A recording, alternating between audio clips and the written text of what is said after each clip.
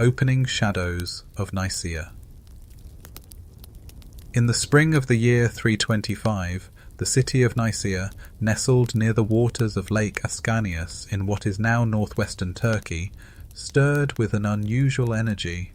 Normally a quiet provincial hub, it was suddenly alive with the sound of hoofbeats, the clatter of wagons, and the hushed murmurs of messengers sent ahead of powerful men. For here, in this place, Emperor Constantine had called together a gathering that would alter the course of Christianity, and indeed Western history, forever.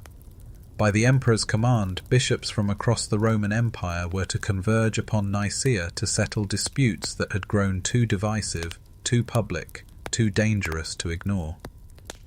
The council was cloaked in both grandeur and secrecy. Constantine himself, though still only a recent convert to Christianity, and baptized only at the very end of his life, knew well the power of spectacle. He ordered that the bishops be housed in comfort, that the great hall be draped in imperial colours, and that his presence loom over the proceedings like the hand of fate.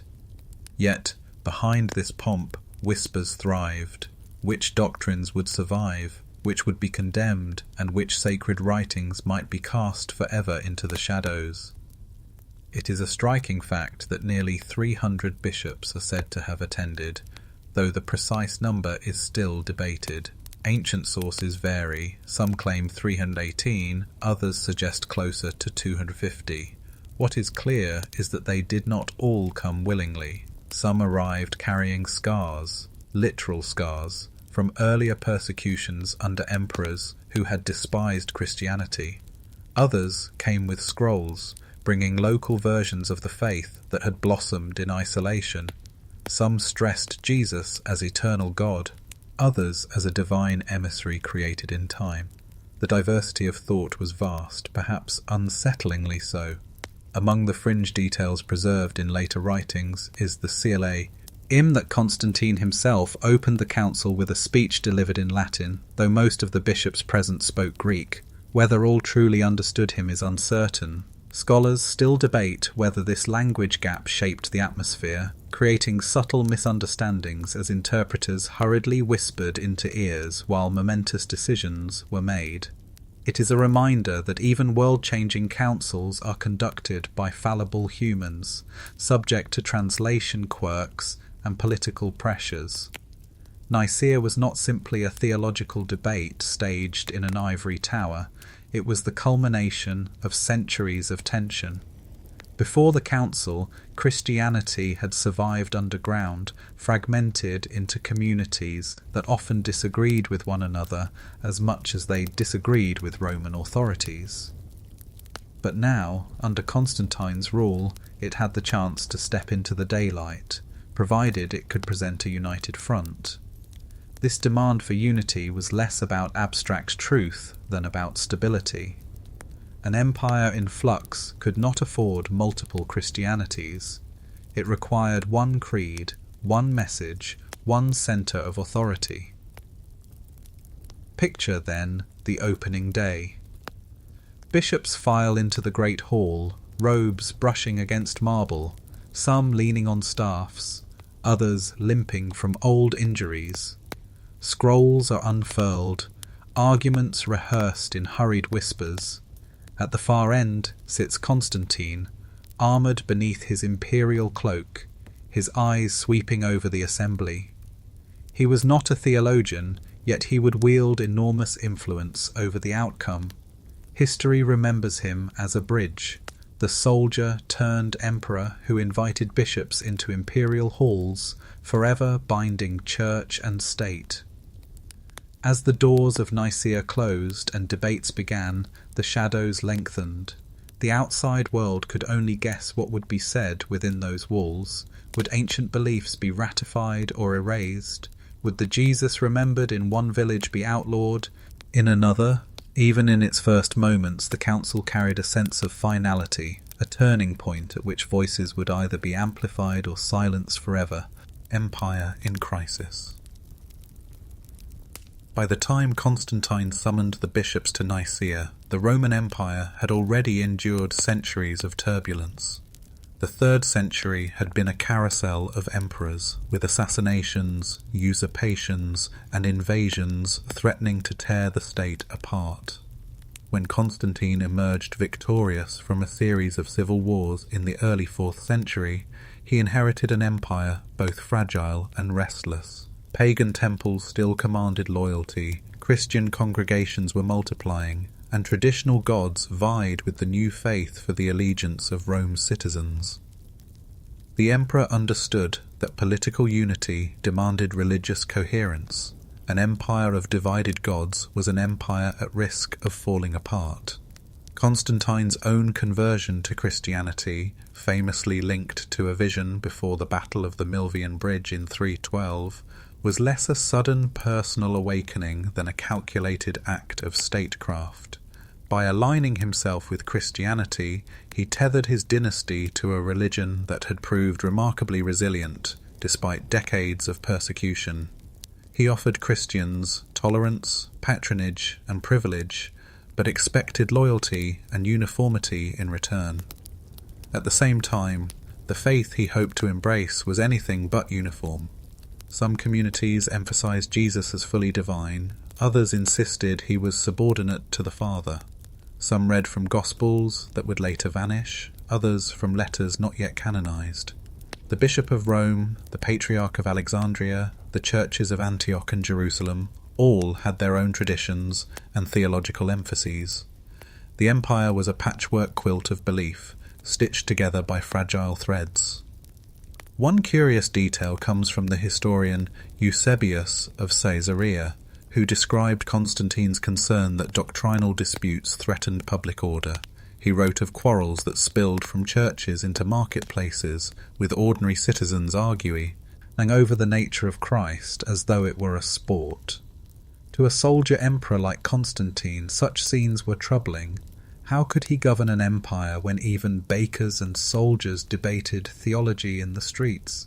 Scholars still debate whether Constantine's decision to intervene sprang from genuine piety or pragmatic desperation, but few deny that political necessity played a decisive role.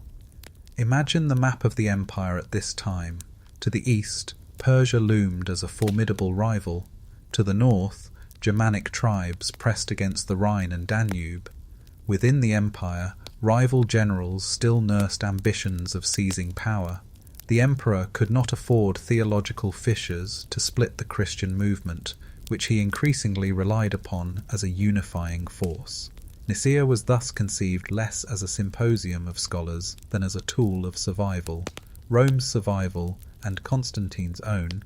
Yet the crisis was not purely external. Internally, the empire struggled to redefine itself. Pagan rituals and sacrifices, once central to Roman identity, were now increasingly challenged by the Christian refusal to participate.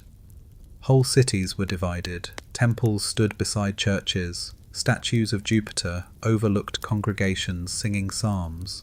Constantine's court was no less divided, with advisors, generals, and family members still steeped in pagan traditions. The emperor walked a careful line, tolerating both faiths, but leaning toward the Christians as his political partners. It was in this crucible of uncertainty that Nicaea became more than a theological council. It was a gamble. If Christianity could be moulded into a coherent, state-sanctioned creed, it might stabilize an empire otherwise teetering on chaos. If it failed, Rome risked plunging once more into civil war, perhaps even dissolution. Thus the council began under a cloud of urgency. Bishops were summoned not merely to debate fine points of doctrine, but to forge a weapon of unity. The crisis of empire demanded a solution, and the creed that would emerge from Nicaea was meant to serve as Rome's shield against fragmentation. Christianity before the council, before the bishops gathered at Nicaea, Christianity was not the single uniform faith we recognize today. Instead, it was a mosaic of voices, each community preserving its own memories, traditions, and interpretations of Jesus' life and teachings. From the bustling streets of Antioch to the desert monasteries of Egypt, believers shaped their worship according to local needs, often in ways that puzzled or even contradicted neighbouring churches. In Rome, one could find gatherings that emphasized the authority of Peter's successors, laying the groundwork for papal prestige. In Alexandria, intellectual bishops such as Origen had long cultivated allegorical readings of Scripture, weaving Greek philosophy into Christian theology. In Syria, mystical traditions thrived, producing texts like the Gospel of Thomas that presented Jesus not so much as a saviour through sacrifice, but as a revealer of hidden wisdom. Some communities celebrated Easter on different dates, while others argued over whether Jesus was divine by nature or adopted by God at baptism. Among the more curious details is the existence of groups known as Ebionites, Jewish Christians who continued to keep the Mosaic law and regarded Jesus as a prophet rather than as divine. In stark contrast were the so-called Gnostics, who circulated elaborate mythologies about heavenly realms and the secret knowledge Jesus had supposedly passed to select disciples. For these believers, salvation meant escaping the material world, not awaiting resurrection in the flesh. The sheer diversity could bewilder any outsider, and indeed, many Roman officials had lumped all Christians together without realizing just how different their beliefs could be. The canon of Scripture itself was unsettled. Some churches read from 4 Gospels, others included additional ones, such as those attributed to Peter, Philip, or Mary Magdalene. The letters of Paul circulated widely, but not universally. The book of Revelation was embraced in some regions and rejected in others. Even within a single city, one congregation might cherish a text that another dismissed as spurious. Scholars still debate whether early lists of approved books were attempts to record consensus or to impose it, reflecting a struggle between local autonomy and emerging central authority. Imagine stepping into a Christian gathering in the early 4th century. In one house church, oil lamps flicker as a presbyter reads aloud from the Gospel of Matthew, emphasizing Jesus' Sermon on the Mount. Across the city, another group chants hymns inspired by the Gospel of John, where Christ speaks as the eternal Word. In a third gathering, a teacher unrolls a parchment of the Shepherd of Hermas, a text once highly revered but later excluded from the canon. Each community prays earnestly, each convinced it preserves the truth. Yet their practices and doctrines diverge in ways that make unity a daunting prospect. Fringe traditions abounded. One surviving report claims certain sects refused wine at communion, substituting water instead, while others experimented with rituals that mixed Christian prayer with remnants of pagan custom. Some celebrated baptism by immersion in rivers, others by simple sprinkling. To a modern eye, this patchwork may look chaotic, but to those believers it was vibrant and alive, reflecting a faith still in motion, not yet frozen into creed or code. The variety of voices was both Christianity's strength and its vulnerability. It allowed the movement to adapt across cultures, yet it also bred suspicion and rivalry. As one bishop's teaching spread, another would denounce it as heresy. Letters of condemnation flew across the Mediterranean. Synods convened to settle disputes but rarely resolved them. The Church had no single referee. By the eve of Nicaea, the question loomed: could this religion of many faces survive the scrutiny of empire? Constantine wanted a faith that spoke with one voice, but to achieve that, countless other voices would need to be silenced, ignored, or erased. The gathering at Nicaea was not simply about clarifying doctrine, it was about deciding which version of Christianity would endure and which would be consigned to the margins of memory. The emperor's gamble. When Constantine issued the call for bishops to assemble at Nicaea, it was a gamble of extraordinary proportions. He was not a theologian, nor had he been raised in the intricacies of Christian doctrine. His authority lay in armies, in politics, and in the symbols of imperial might. Yet he sensed that the disputes simmering within Christianity threatened to unravel the fragile unity he had fought so hard to create. The council, therefore, was not merely a religious event, it was a political experiment, one that could either strengthen his empire or plunge it into further discord. Constantine's gamble began with logistics. He summoned bishops from every corner of the empire, providing imperial transport and security for their journeys. Sources tell us that some arrived missing eyes or bearing scars from earlier persecutions, silent testimonies to the faith's resilience. He offered them lodging at state expense, signalling not only his patronage, but also his expectation. They were here to deliver a solution. A fringe anecdote claims he even paid for lavish banquets, perhaps hoping that shared meals might soften theological disputes. Scholars still debate whether this generosity was genuine hospitality or a calculated bribe to encourage consensus. The emperor himself presided over the opening sessions, dressed not in armour but in imperial purple, a visual reminder of his role as mediator rather than soldier. It was an extraordinary sight. The man who once commanded legions, now seated among bishops, treating matters of Christ's nature as seriously as battles fought on the Danube. Yet Constantine's gamble lay in this very posture. Could his authority as emperor extend into the sacred domain of doctrine? Could he, by sheer presence and persuasion, compel agreement where centuries of theological debate had failed? Underlying his gamble was the figure of Arius, the presbyter from Alexandria, whose teachings had ignited the controversy. Arius argued that the Son was created by the Father, exalted above all creation, but not eternal in the same sense as God. To Arius, Christ was divine, but not equal to the Father. This teaching had spread rapidly, winning converts among clergy and laity alike. His opponents, led by Bishop Alexander and his deacon Athanasius, denounced him as undermining the very foundation of salvation. For if Christ were not fully God, how could his sacrifice redeem humanity? The dispute had grown so bitter that riots erupted in Alexandria. Songs mocking Arius were chanted in the streets. Constantine feared that such quarrels could spill into civil unrest across the empire. He gambled that by forcing bishops to debate face to face, under his watchful eye, he could transform chaos into consensus. But consensus in theology is no easy prize. The gamble risked backfiring. If the bishops left more divided than before, Constantine's authority would appear weakened, and Christianity's credibility as a unifying faith might collapse. A curious episode, recorded by later chroniclers, adds colour to this gamble. It is said that Constantine, frustrated by the endless back and forth, once snatched a stack of theological writings and threw them into the fire, declaring that Scripture itself was clear enough.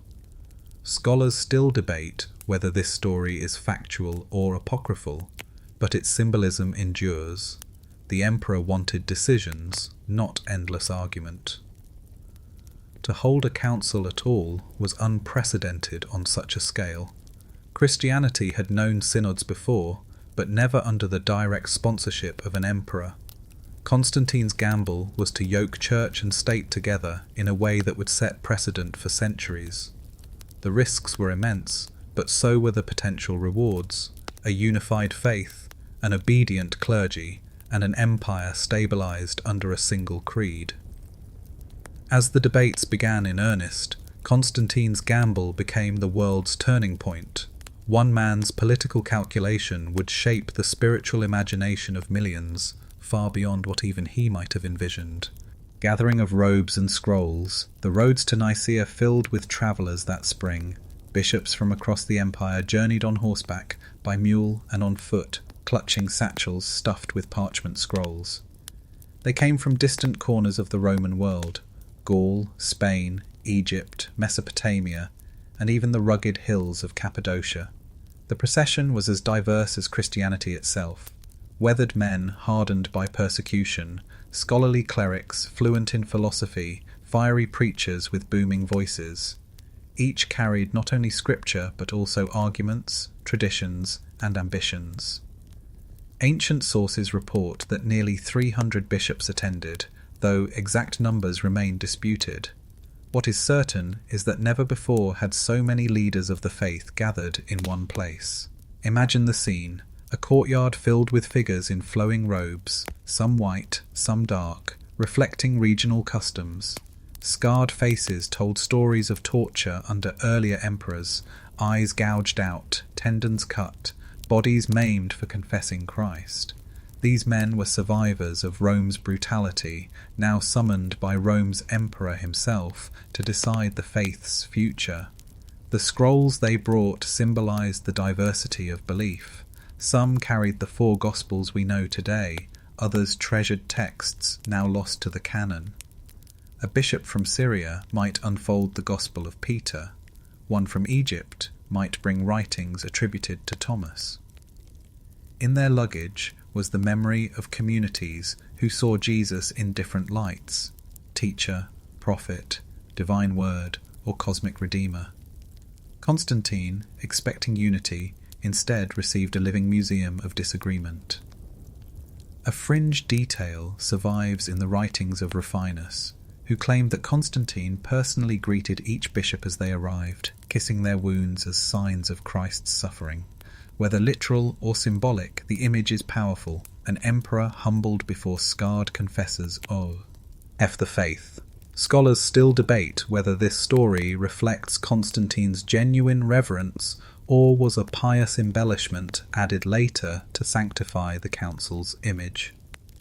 Inside the hall prepared for the council, scrolls were stacked high upon tables. These were not only scriptures but also theological treatises, letters of condemnation, and creeds drafted in local synods. Bishops entered the chamber clutching these texts like weapons, ready to unsheathe them in debate. One could almost hear the rustle of parchment as a bishop unfurled a scroll to quote an earlier authority, only to be interrupted by a rival proclaiming a contrary passage. The atmosphere was charged. The bishops knew that decisions made here would ripple outward to every congregation across the empire. Some were anxious, others defiant. For them, doctrine was not mere theory. It was the line between truth and falsehood, salvation and heresy. And underlying their passion was pride. Each believed his community's tradition carried the truest memory of Christ. At the centre of this gathering, Constantine's officials arranged order. Seats were assigned, scribes prepared to record proceedings, guards stood at the doors. The council had the trappings of both a senate and a court, yet with prayers echoing between speeches. Here, empire and church mingled in ways the world had never seen. The gathering of robes and scrolls symbolized both richness and peril. Christianity had flourished in diversity, but that very diversity now threatened unity. The bishops, assembled like jurors of history, would have to decide which scrolls would define orthodoxy, which robes would be honoured, and whose voices would be silenced. As the council prepared to open, one could sense the weight of centuries pressing down upon this assembly. What had been whispered in catacombs would now be shouted in imperial halls. The stage was set for conflict as ancient as the faith itself, the quarrel over Christ. When the bishops finally sat beneath Constantine's gaze, the central dispute soon sharpened into focus: the very nature of Christ. Was Jesus truly eternal, co-equal with the Father, or was he a divine creation, exalted above humanity, but still subordinate to God? This quarrel, already burning in Alexandria before the council, now blazed in the emperor's hall. At the heart of the controversy stood Arius, a presbyter of the Alexandrian church. Tall, charismatic, and eloquent, Arius had won a following with his insistence that there was a time when the sun was not. For Arius, Christ was the highest of created beings, God's masterpiece, through whom the universe was made, but not God himself in the fullest sense. To him, calling Jesus eternal threatened the uniqueness of the Father. Opposing him was Bishop Alexander, backed by his brilliant young deacon Athanasius. To them, Arius's teaching endangered salvation itself. If Christ were not fully divine, then his sacrifice could not bridge the infinite gap between God and humanity. Athanasius argued fiercely, Only God could save, and therefore Christ must be of the same essence as the Father. These theological terms, essence, substance, generation, were not abstract quibbles to the bishops. They defined whether Christian worship was directed toward God or toward a lesser being. The debates were intense. Eyewitnesses record shouting, interruptions, and even physical scuffles. A later tradition tells that St. Nicholas of Myra, the same bishop whose legend inspired Santa Claus, became so enraged with Arius that he struck him across the face. Scholars still debate whether this story is historical or pious folklore, but it captures the passion of the moment. For these bishops, theology was not polite discussion, but warfare over the soul of the church. Arius himself was a skilled rhetorician. He set his tone. Heology to verse and song, so that dockworkers and sailors could chant his ideas while labouring. Imagine the streets of Alexandria alive with hymns proclaiming that the sun was created, while rival choruses shouted back that the sun was eternal. The quarrel over Christ was not confined to scholars, but had become a matter of popular culture, echoing through marketplaces and taverns. Inside the council, the arguments turned on Greek terms of exquisite subtlety. Homoousios, of the same essence, became the rallying cry of those opposing Arius. His supporters preferred homoiousios, of similar essence, a difference of a single letter, yet a chasm in theology. To outsiders, this might have seemed hair-splitting. To the bishops, it was the line between truth and heresy. Constantine, though unfamiliar with such fine distinctions, pressed the bishops to resolve their quarrel. He reminded them that the empire needed unity, not endless division. One fringe report claims he even offered to burn any theological writings that caused discord, leaving only scripture as their guide. Scholars still debate whether Constantine truly grasped the theology at stake, but he understood well the political necessity of agreement. The quarrel over Christ revealed the heart of Christianity's crisis. Was it a religion of many interpretations, or could it define a single, authoritative creed? The arguments at Nicaea were not merely about metaphysics, but about power, identity, and survival. To declare one view correct was to condemn countless others as false, even dangerous. As the shouting matches subsided into weary pauses, it was clear that no easy compromise was possible. The bishops would have to choose, and in doing so, they would shape the faith of generations to come. A creed takes shape out of the heat of debate, as bishops sparred over words sharp as swords. A draft began to emerge, a creed, a declaration that would capture in a few lines what the Church must believe about Christ. The council could not leave Nicaea with only quarrels. Constantine demanded a formula, something short enough to be memorized, yet precise enough to silence Arius and his supporters. The crafting of this creed was painstaking. Bishops argued over every syllable, weighing whether a term was too vague, too philosophical, or too close to heresy. Some wished to use only scriptural phrases, fearing that human words might distort divine truth. Others, led by Athanasius, insisted that scripture alone could be twisted to support Arius's view, and that only new language could close the loopholes. Thus entered the controversial word homoousios, of the same essence. By declaring that the Son was of the same essence as the Father, the creed would shut the door on Arius's teaching that the Son was merely similar to the Father. The choice of this word was bold, even radical. It was not a term found in Scripture, but one borrowed from Greek philosophy. Some bishops balked at its inclusion, fearing it smacked of heretical ideas condemned in earlier generations. Yet the pressure of the moment was irresistible. Without such a term, Arius's teaching could survive. With it, Arius would be cornered. Constantine himself favoured its adoption, perhaps not out of theological conviction, but because it promised clarity. One curious detail comes from the historian Socrates Scholasticus, who records that Constantine urged the bishops to accept homoousios, precisely because it was ambiguous enough to unite the majority. Scholars still debate whether this was a masterstroke of political compromise or a manipulation that papered over deep rifts. Whatever his intent, the word became the linchpin of the creed. The creed took form: Jesus Christ, the only Son of God, begotten not made, true God from true God, of one essence with the Father. Each phrase was like a hammer blow against Arius. To say Christ was begotten but not made drew a line between eternal generation and mere creation. To say he was true God from true God left no room for demotion. The creed stretched into a rhythm, almost poetic, designed for recitation in liturgy, to be learned by heart by clergy and laity alike. As drafts circulated, tempers flared. Some bishops, fearing imperial disfavour, reluctantly signed. Others, perhaps weary of endless debate, yielded for the sake of unity.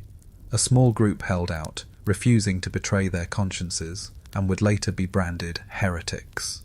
The majority, however, accepted the formula, convinced or coerced that it preserved the faith handed down from the apostles. In the hall, scrolls lay discarded as the final text was inscribed. Constantine watched with satisfaction. His gamble was paying off. From chaos, order was being forged. Outside, few could imagine that a single word, slipped into a creed, would echo for centuries, recited in churches from Constantinople to Canterbury, from Rome to remote villages. Fringe anecdotes tell of bishops trembling as they signed, some whispering prayers, others weeping. For them, it was more than politics, it was a matter of eternal truth. Scholars still debate whether the creed at Nicaea was a genuine consensus or an imperial imposition, but its power was undeniable. It gave Christianity a shared confession, something both shield and sword, binding believers together while cutting away dissent.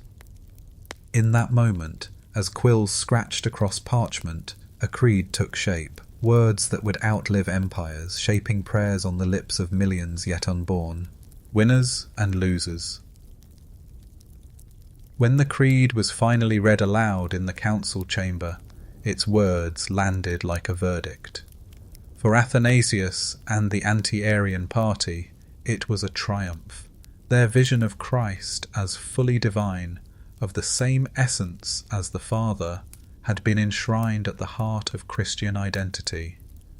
For Arius and his supporters, it was nothing less than a condemnation. The lines were now drawn, and there would be no safe middle ground. Arius himself refused to sign. He could not, in good conscience, affirm that the Son was co-eternal with the Father. Alongside him, a handful of bishops, Eusebius of Nicomedia and Theonas of Marmarica among them, also resisted. Their refusal marked them as outcasts, heretics, in the eyes of the new orthodoxy. Constantine, eager to display decisiveness, ordered Arius banished to Illyria. His writings were condemned, and an imperial edict called for them to be burned. Those caught preserving or copying Arius's works risked severe punishment. Meanwhile, Athanasius's star began to rise. Though still a young deacon, his intellectual force and uncompromising spirit impressed many. Within a few years, he would succeed Alexander as Bishop of Alexandria, becoming one of the most formidable figures in Christian history. To Athanasius, the creed was not merely a theological formula. It was the lifeline of salvation itself. He would spend decades defending it against emperors and rivals who sought compromise. Yet victory was not as clean as it appeared. Constantine, ever the pragmatist, did not wish to see the empire endlessly purged of dissenters. Within a few years, Arius was recalled from exile, and some of his supporters regained favour at court. The pendulum of imperial politics swung back and forth, sometimes favouring the Nicene party, sometimes the Arians. The council's decisions were powerful, but not final. Christianity would remain a battle, field of interpretations long after Nicaea adjourned. One curious anecdote tells of Constantine himself presiding over a dramatic reconciliation attempt. Arius, having been recalled, was said to have presented a confession of faith so artfully worded that it seemed orthodox on the surface, while skirting Nicene definitions. Constantine, relieved, accepted it. Yet Arius died suddenly, reportedly collapsing in the street, before he could be reinstated into communion. Scholars still debate whether his death was natural, a divine judgment, or the result of darker intrigues. In the meantime, the label heretic became a political weapon. To lose at Nicaea meant more than theological embarrassment. It meant exclusion from the emperor's favour, loss of influence, even exile. For bishops whose authority rested on their communities, this could be devastating. The council had not simply settled a question of Christ's essence, it had set a precedent. Doctrine could be enforced by imperial power, dissent punished by political might. For the ordinary Christian, the outcome was bewildering. A hymn once sung with devotion might now be declared heretical. A respected teacher might vanish overnight, condemned by distant bishops. Unity was proclaimed, but it was a unity won through silencing. The winners were hailed as defenders of the faith. The losers became cautionary tales, their voices muffled, their writings consigned to the flames. The council ended with celebration, Constantine hosting a banquet to honour the bishops. But beneath the feasting lay unease. They had defined victory and defeat, yet the echo of Arius's arguments still lingered in the empire's streets and marketplaces. The war of words was not over, it had merely shifted into new terrain. Bibles under review. Once the creed was set and Arius exiled, attention turned toward the scriptures themselves. For if the council had declared what Christians should believe about Christ, the question remained, which writings best supported this faith, and which might undermine it? The shelves of bishops' libraries were filled with Gospels, letters, and apocalypses, some revered locally, others little known outside their communities. Which of these texts would continue to be read aloud in worship, and which would quietly disappear into obscurity? Contrary to later legends, Nicaea did not produce a single leather-bound Bible, yet the council undeniably shaped which books would be considered authoritative. Constantine, eager to provide the empire with a standardized text, commissioned the production of 50 copies of the scriptures for use in Constantinople's churches. To create these codices, scribes needed to know which writings to include. Here lay the real tension. The four Gospels of Matthew, Mark, Luke, and John were widely accepted, but others, such as the Gospel of Peter or the Gospel of the Hebrews, still circulated in some communities. A quirky detail preserved by later sources tells us that certain bishops even arrived at Nicaea with texts not recognized elsewhere. Imagine the scene. A bishop unrolling a scroll of the Shepherd of Hermas, another presenting the Epistle of Barnabas, while others frowned in disapproval. To one congregation these writings were cherished guides. To another they were dangerous distractions. Scholars still debate whether the council issued a formal decree on the canon, or whether Constantine's scribes simply followed the consensus of the most powerful sees, leaving fringe texts to fade away. Among the writings in question were Gospels attributed to figures close to Jesus himself, Thomas, Philip, even Mary Magdalene. These texts, often presented a Jesus quite different from the one depicted in the canonical four, a revealer of hidden wisdom, a mystic teacher whose salvation came not through crucifixion but through secret knowledge. To the bishops, such portraits threatened the hard-won agreement that Christ was true God from true God. If the creed was to stand, the scriptures had to harmonize with it. The book of Revelation also drew mixed reactions. Some bishops found its visions of beasts and cosmic battles unsettling, too open to wild interpretation. Others cherished it as the ultimate testimony to Christ's victory. In the end, it survived, though its place remained contested for centuries in certain regions. The process of reviewing the Bible was not a matter of open debate, as the Christological quarrels had been, but a quieter act of consensus building and exclusion. What emerged was not an official decree, but a pattern. Texts aligned with the Nicene Creed flourished. Those that hinted at alternative theologies withered. To the faithful, this appeared as divine providence. To the historian, it is clear that power shaped preservation. Imagine being a monk in the Egyptian desert, copying by hand a beloved Gospel of Thomas, only to hear that in distant Nicaea such writings were whispered about as dangerous. Would you stop, hide your work, or continue, believing that truth must outlast councils? Some did indeed hide them. Centuries later, collections of these banned texts, like those at Nag Hammadi, would resurface, revealing a world of forgotten Christianities. Nicaea may not have locked the canon once and for all, but it tilted the scales. From this point onward, the Bible was no longer an open library. It was narrowing into a closed book, one that mirrored the creed etched in the emperor's halls, the missing voices. As the council tightened the boundaries of acceptable teaching, a quieter process unfolded, the silencing of voices that had once spoken loudly in the Christian world. These were the texts and teachers who presented alternative memories of Jesus, memories that no longer fit the Nicene Creed.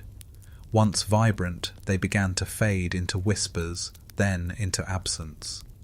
Among the most striking of these were the Gospels, attributed to figures beyond the familiar four. The Gospel of Thomas, for instance, offered a collection of sayings that painted Jesus not as a divine sacrifice, but as a revealer of hidden wisdom. The kingdom is inside you, and it is outside you. Such words resonated with Christians who sought inner enlightenment rather than hierarchical authority. Likewise, the Gospel of Mary presented Mary Magdalene as a disciple, entrusted with secret teachings, her leadership challenged by male apostles. For communities that cherished these texts, the voice of Mary was a symbol of authority and insight. Yet, at Nicaea, such portrayals clashed with the emerging orthodoxy. If Jesus was eternal God, his message could not be reduced to cryptic sayings or hidden visions. It had to be a universal truth proclaimed openly. If bishops were to rule the church, voices like Mary's, asserting female authority, posed a direct challenge. Thus these texts were not preserved in official Bibles, and the communities that revered them were increasingly marginalized. A fringe anecdote, preserved in later centuries, tells of monks secretly burying bundles of papyrus in jars to protect them from destruction. Whether this happened precisely in the wake of Nicaea is uncertain, but discoveries like the Nag Hammadi library in the 20th century prove that alternative writings were indeed hidden, preserved in silence until the world was ready to read them again. Scholars still debate whether these texts were deliberately suppressed by councils or simply lost through neglect. But the pattern is undeniable. Voices that did not echo the Nicene Creed slipped into obscurity. The absence of these voices reshaped memory itself. Imagine a child in Alexandria, once taught to recite Jesus' sayings from Thomas, growing up a generation later with only Matthew, Mark, Luke, and John. Imagine a community where women once preached openly, now told that authority belonged only to bishops ordained by bishops in an unbroken chain. The silencing was not immediate or absolute, but gradual, like a lamp whose oil runs dry. What is most haunting about these missing voices is their diversity. They reveal a Christianity far wider than the one canonized in creed and scripture. Some envisioned Jesus as a cosmic twin, others as a revealer of secret names, still others as a sage whose wisdom rivaled the philosophers. To the bishops at Nicaea, this diversity threatened unity. To modern historians, it reveals a faith still in motion, alive with experimentation and imagination. By defining orthodoxy, Nicaea inevitably created heresy.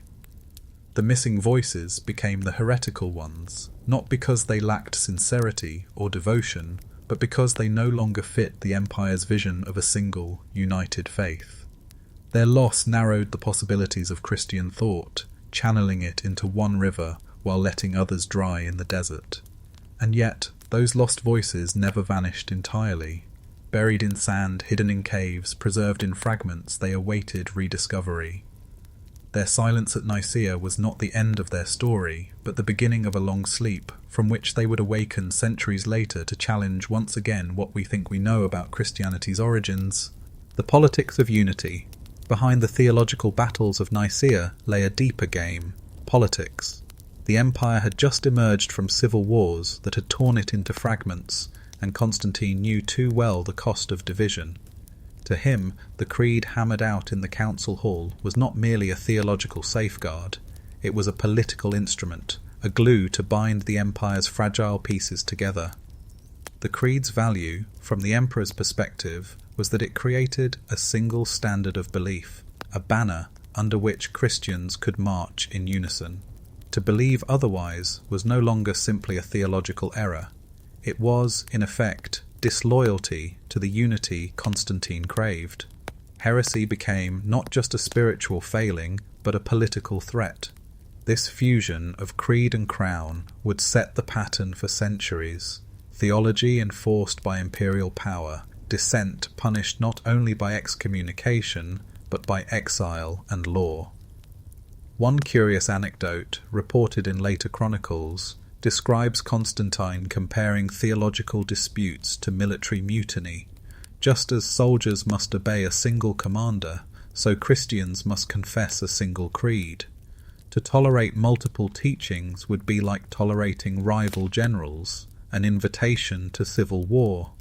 Scholars still debate whether Constantine truly believed in the creed's divine truth, or whether he valued it mainly as a tool of control. Perhaps, as often with rulers, the two motives blurred. The bishops, too, understood the stakes. By aligning with imperial authority, they gained unprecedented influence. Where once they had been hunted and martyred, now they sat as advisors to emperors, dining in palaces, shaping laws. But this influence came at a cost. To oppose the creed was no longer simply to disagree with fellow Christians, it was to risk imperial wrath. The politics of unity meant that theological compromise often bowed before political expediency, foe. Our local communities, this shift was dramatic. A church once defined by its diversity of practice now faced uniformity imposed from above. A village accustomed to reading from a beloved gospel might suddenly be told that text was heretical. A congregation that followed a teacher sympathetic to Arius might find its leader deposed, replaced by someone loyal to Nicene orthodoxy. To ordinary believers, it could feel as though imperial politics had invaded their prayers. Yet unity had its appeal. For centuries, Christians had endured persecution, often accused of being dangerous because they were secretive and divided. Now, with one creed, they could present themselves as a united people, backed by the emperor himself. In the eyes of many, this was providence. The faith that once hid in catacombs now stood boldly in imperial halls. Still, the politics of unity raised unsettling questions. Could true faith be forged by imperial decree? Was consensus achieved at sword's edge genuine or merely conformity? Scholars still debate whether the creed reflected widespread agreement or whether it was imposed by Constantine's political pressure. What is clear is that the creed functioned as much as a charter of empire as a confession of faith. In the years to come, emperors would invoke the Nicene formula as proof of their legitimacy. Popes and patriarchs would wield it as a standard of orthodoxy. Kings would rally armies beneath its words. The council had created not only a theological consensus but a political instrument, one that would echo through wars, crusades, and reformations.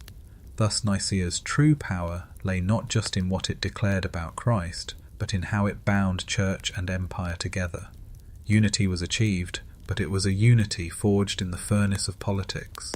hammered into shape by the needs of an emperor who sought peace at almost any cost.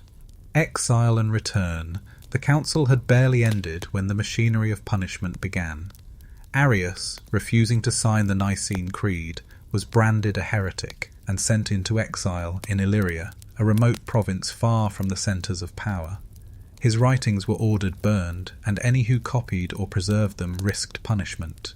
To many it seemed the verdict was final. Arius had lost. Athanasius and his allies had triumphed.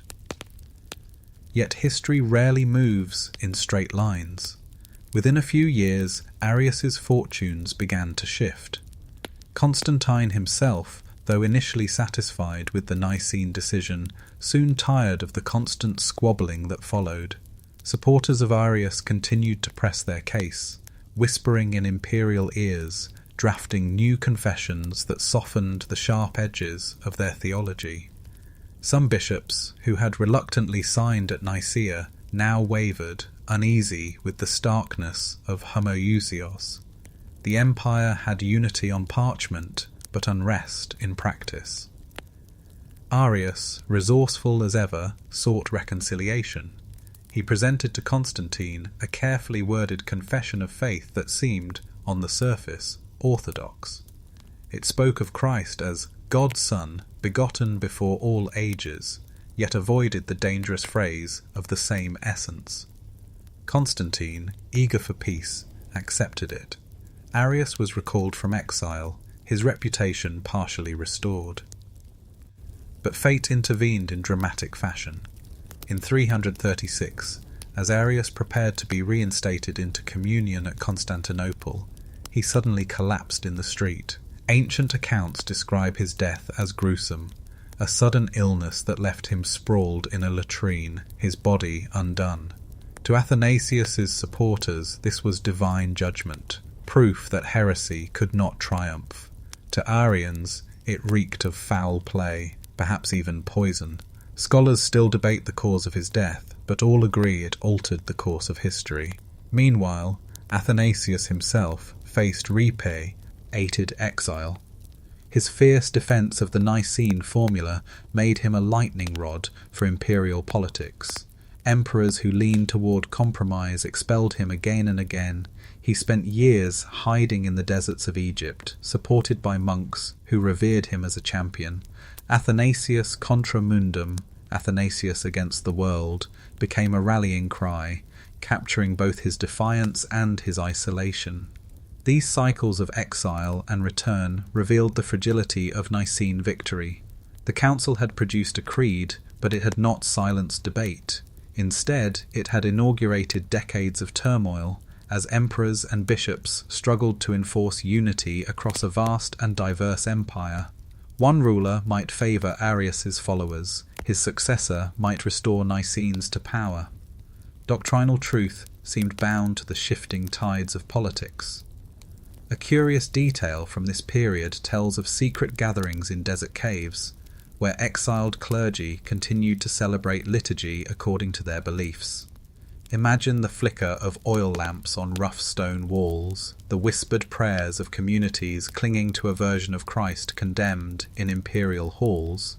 Their persistence reminds us that exile did not erase dissent, it scattered it, sometimes sowing seeds in distant lands. The story of Arius's exile and return underscores the human drama behind doctrinal disputes.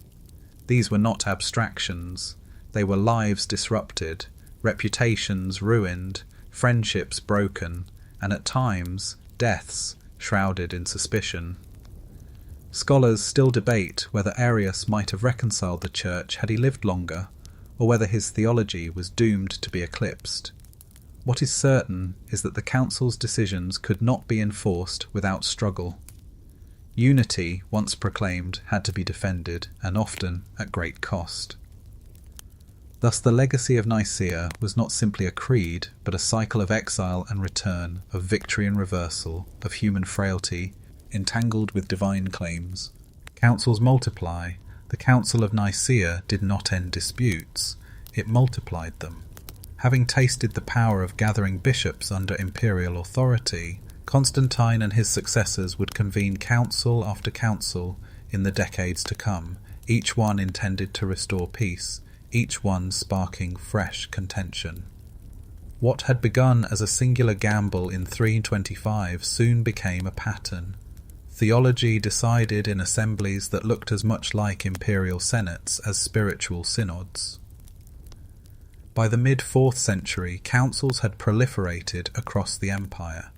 In Antioch, in Sirmium, in Ariminum, bishops assembled to draft alternative creeds, often softening or rephrasing the contested term homoousios. One creed declared the Son like the Father in all things, a formula vague enough to comfort Arians and Nicenes alike. Another carefully avoided the word essence altogether, fearing it smacked too much of pagan philosophy. Each attempt at compromise, however, left one party dissatisfied, and rival councils soon issued counter-formulas. A curious detail comes from Jerome, the later scholar, who quipped that the world awoke with a groan to find itself Arian. By this he meant that, at one point, so many bishops and emperors leaned toward Arian sympathies that the Nicene Creed seemed abandoned. Athanasius, the stalwart defender of Nicaea, spent years denouncing what he saw as betrayal. To his eyes, the councils multiplying across the empire were not healing wounds, but tearing them open. The emperors, too, used councils as instruments of policy. Constantius II, Constantine's son, convened multiple gatherings to enforce a more Arian-leaning theology. Later, Theodosius I would swing the pendulum back toward Nicene orthodoxy, culminating in the Council of Constantinople in 381, which reaffirmed Nicaea and expanded its creed.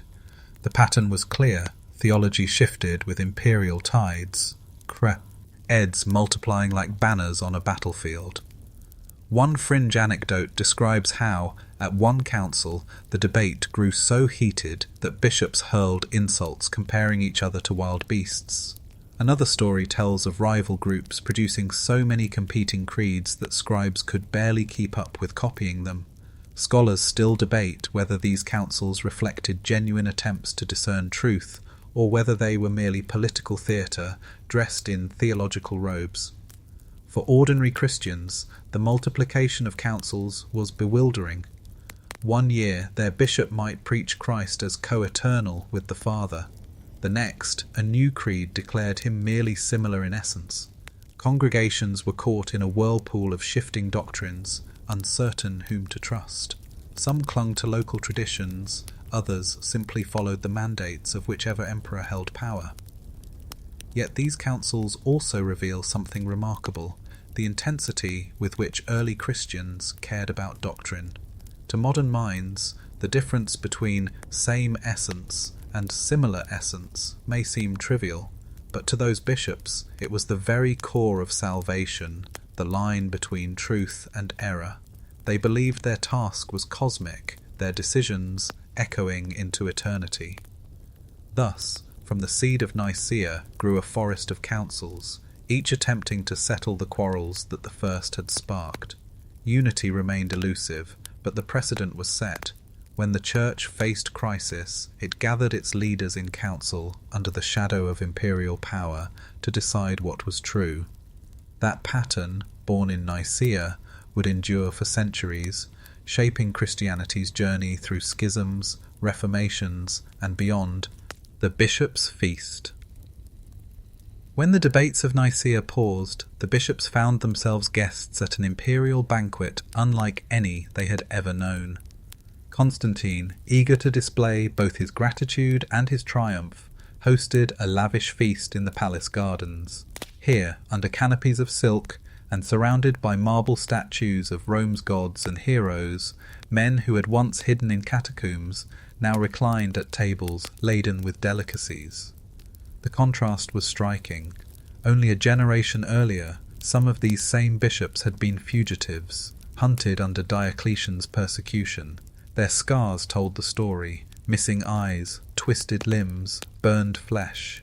Yet now they were honoured by an emperor who bowed his head at their prayers. To many, it felt like vindication, a living parable that the god once scorned by Rome now presided over Rome itself. The banquet was filled with ceremony. Constantine sat among the bishops rather than apart, a symbolic gesture that he was their partner, not their master. Golden platters carried roasted meats, exotic fruits and honeyed wine.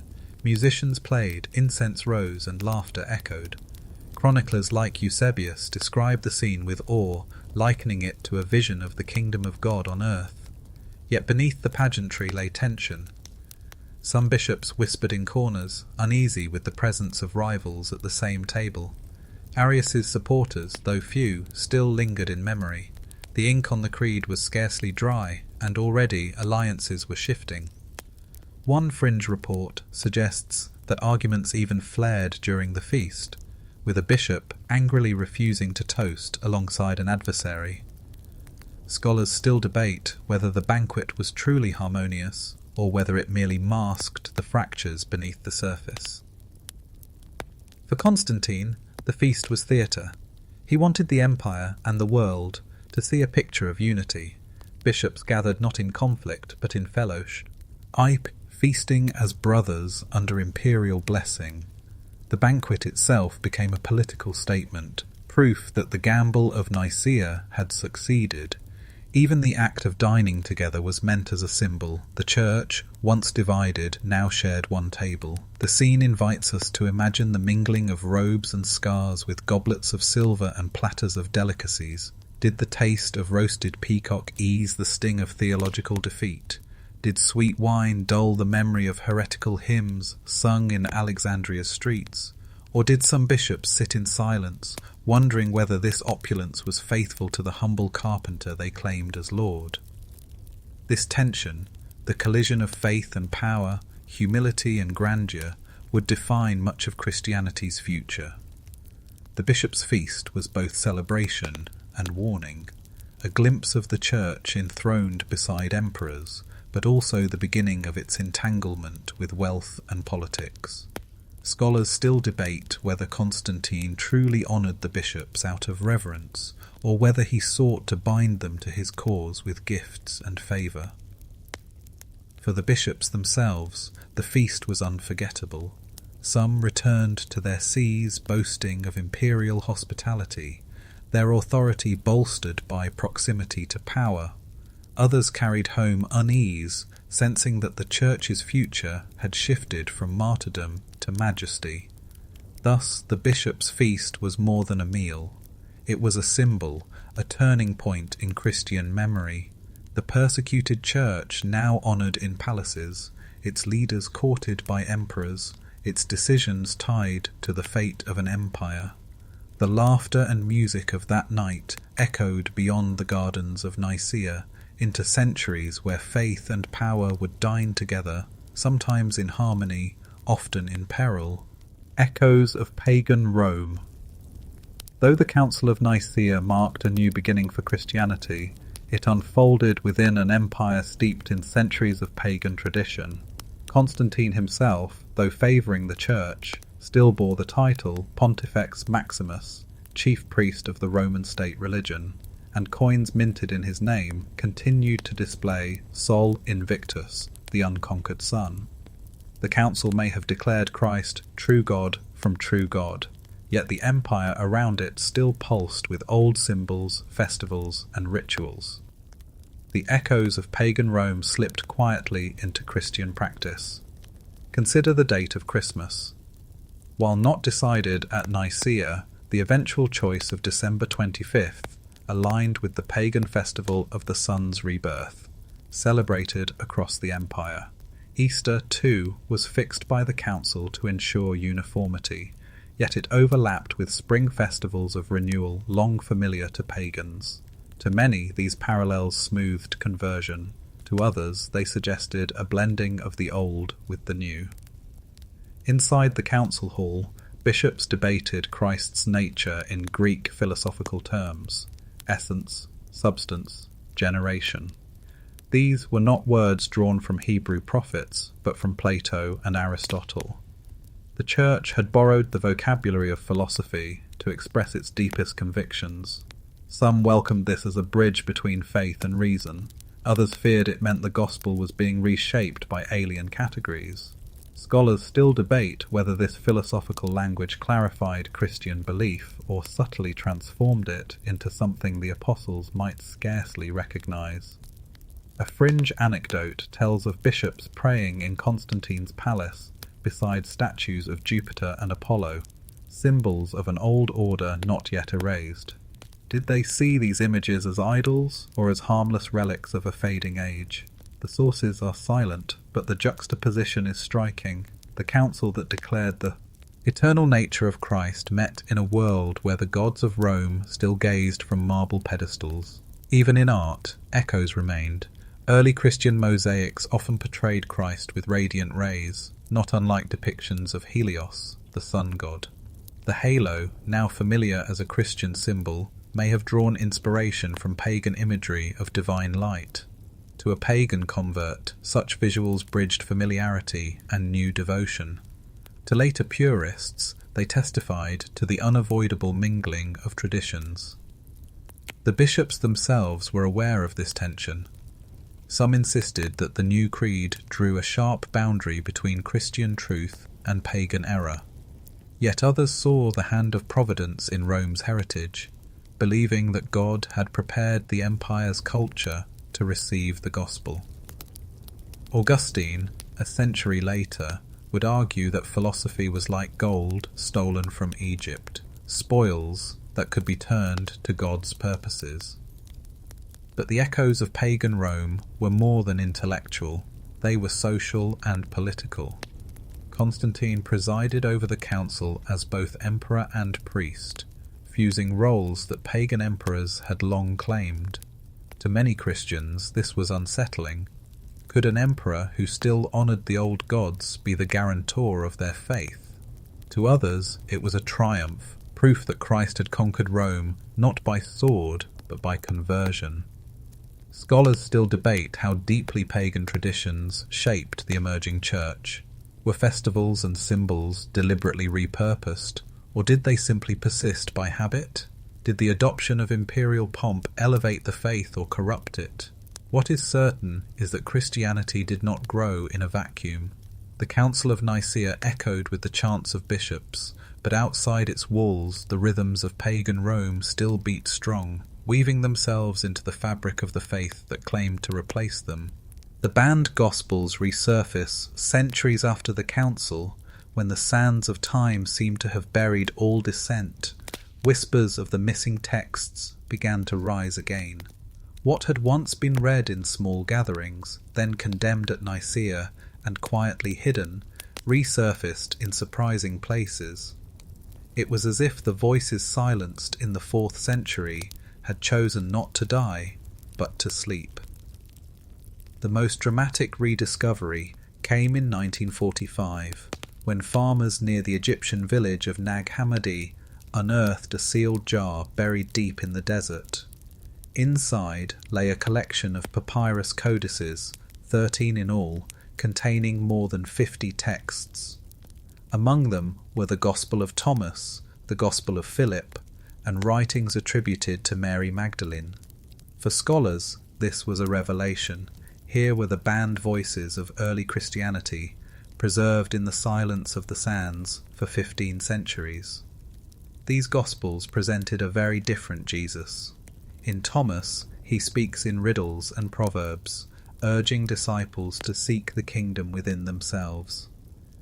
In Philip, mystical language connects union with Christ to intimate metaphors of marriage. In Mary's Gospel, the Magdalene is portrayed as a visionary leader whose insight provokes jealousy among male apostles. To readers accustomed to the Nicene Christ, eternal, co-equal with the Father, crucified for humanity's redemption, these portraits seemed foreign, even shocking. One curious detail: the Nag Hammadi codices were bound in leather covers recycled from discarded tax documents. The monks who hid them had used scraps of imperial bureaucracy to preserve what the empire itself had rejected. Scholars still debate whether these texts were deliberately buried to protect them from destruction, or whether they were hidden as heretical works unfit for circulation. Either way, their survival was astonishing. Their rediscovery reignited old debates. Were these Gospels true? Lie suppressed by councils like Nicaea, or had they simply fallen out of favour? Did they represent mainstream Christianity in some regions, or only fringe mystical sects? Scholars remain divided. What cannot be denied is that they reveal a Christianity far more diverse than the one canonized in the 4th century. The idea of banned Gospels captured the imagination of modern culture. Novels, documentaries, and films have since woven them into tales of conspiracy and hidden truth. While historians urge caution against exaggeration, the fact remains that these texts were absent from the Church's memory for over a millennium. Their sudden reappearance felt almost like voices calling out from the grave, demanding to be heard. Imagine for a moment the monk who placed those codices in the jar. Perhaps he had just heard news of another council condemning his community's beliefs. Perhaps he feared soldiers would arrive to seize their library. By burying the texts, he was burying part of his faith, trusting that someday someone would find them. And indeed, someone did, though not until 1945, long after the empire and its councils had crumbled into ruins. The resurfacing of the banned Gospels reminds us that history is never complete. What seems silenced may yet return. What seems forgotten may lie waiting under desert sand, beneath monastery floors, in caves sealed for centuries. The Council of Nicaea sought to close the canon, to define truth once and for all. But truth, like buried papyrus, has a way of resurfacing, asking fresh questions of every new generation. The Nicene Creed spreads. When the bishops left Nicaea, they carried more than memories of fiery debates and imperial banquets. They carried a text meant to bind the empire together. The Nicene Creed, brief enough to be memorized, yet weighty enough to define orthodoxy, began its journey from parchment to pulpit. In time, its phrases would be whispered in candlelit chapels, thundered in basilicas, and recited by millions who never knew the names of Arius or Athanasius. At first, its spread was uneven. Some bishops returned home triumphant, eager to teach the creed to their congregations. Others, reluctant or resentful, quietly resisted. In cities like Antioch, rival factions clashed in the streets, chanting alternate slogans. There was a time when he was not answered by true God from true God. The creed's words were not yet a unifying hymn, but a battle cry. Yet Constantine pressed for its adoption. He commissioned new copies of scripture that harmonized with Nicene theology, sent letters urging bishops to instruct their communities, and made the creed the official standard for clerical appointments. To be a bishop in the empire now meant aligning oneself with those few lines of carefully chosen Greek. One fringe account claims Constantine even had the creed carved on tablets in Constantinople so that no one could claim ignorance. Scholars still debate whether this was historical fact or later embellishment, but the image is fitting. The emperor wanted these words etched into stone, both literally and figuratively. Gradually, the creed slipped into worship. In some regions, it was recited before baptism, ensuring that new Christians professed the empire's approved faith. In others, it was introduced into the liturgy itself, spoken or sung during gatherings so that entire congregations might confess as one. The rhythm of its language lent itself to memory and befähigte. All along, even illiterate peasants could echo phrases first forged in imperial halls. As the creed spread, so did its symbolism. To recite it was to align oneself with the authority of the empire and the emerging Catholic universal church. To refuse was to risk suspicion of heresy. In this way, the creed became not just a declaration of faith, but a passport of belonging.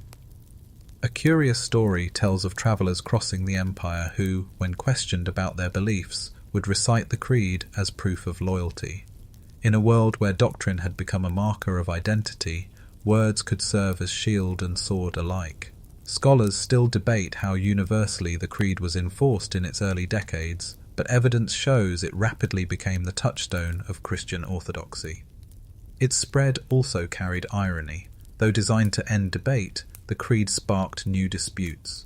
Was begotten not made sufficiently clear? Did of the same essence leave room for confusion? Each phrase became a battlefield of interpretation, leading to the multiplication of councils we saw earlier.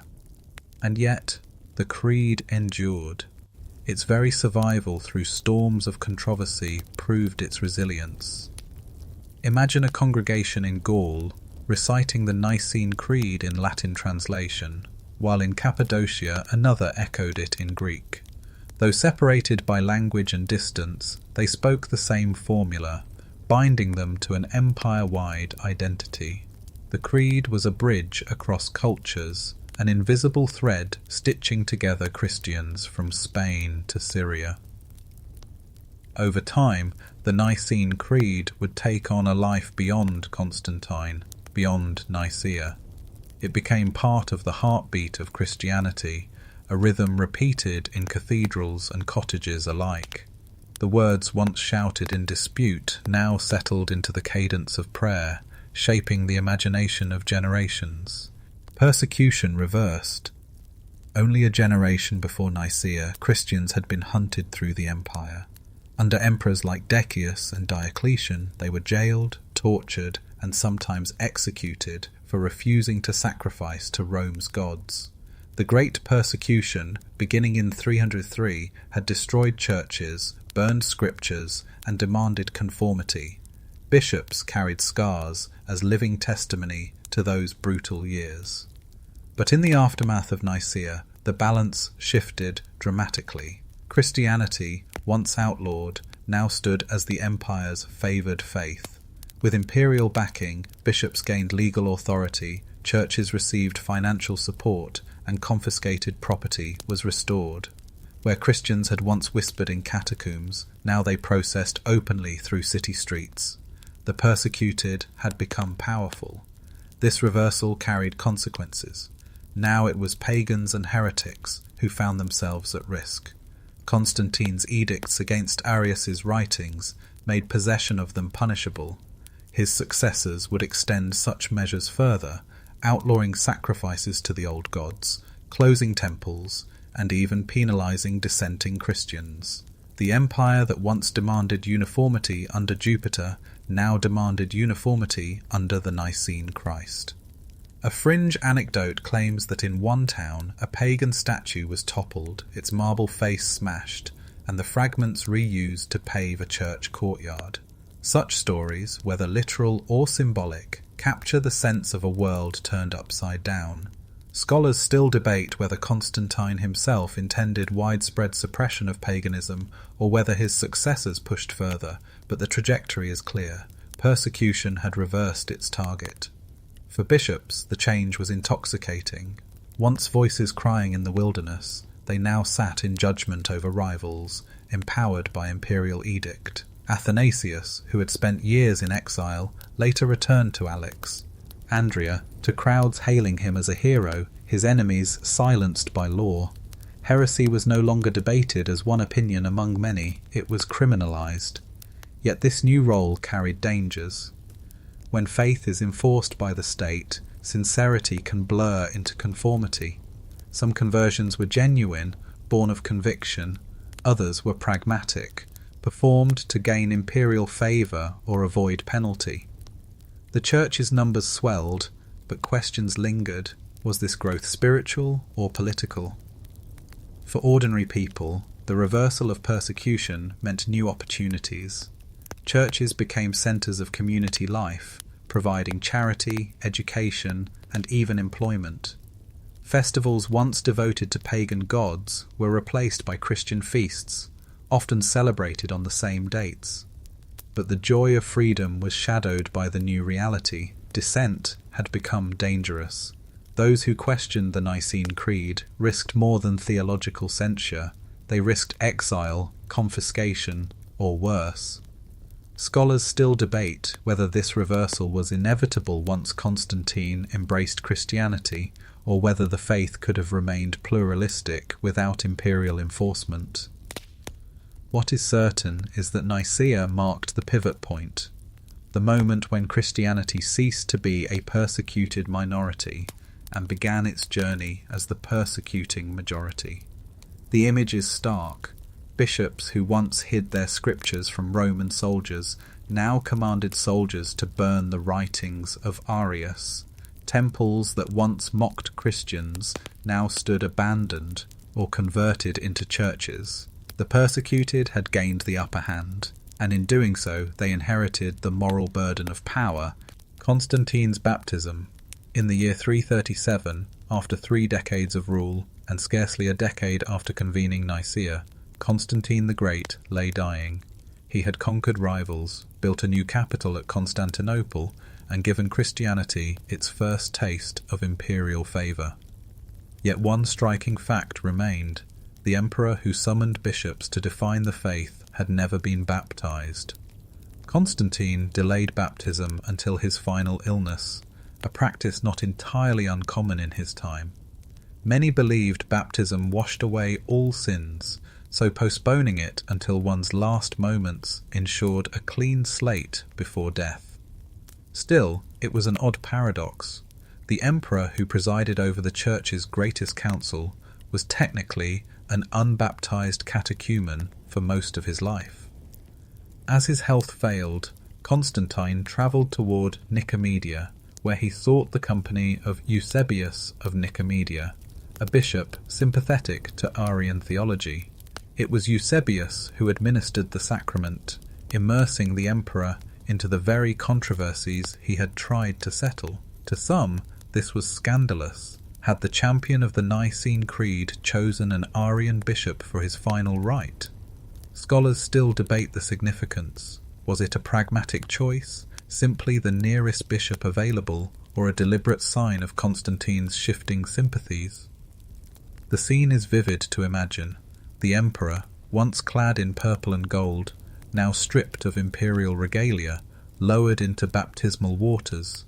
The man who had carried the weight of empire entrusted his soul to a sacrament practiced by the persecuted sect he had elevated.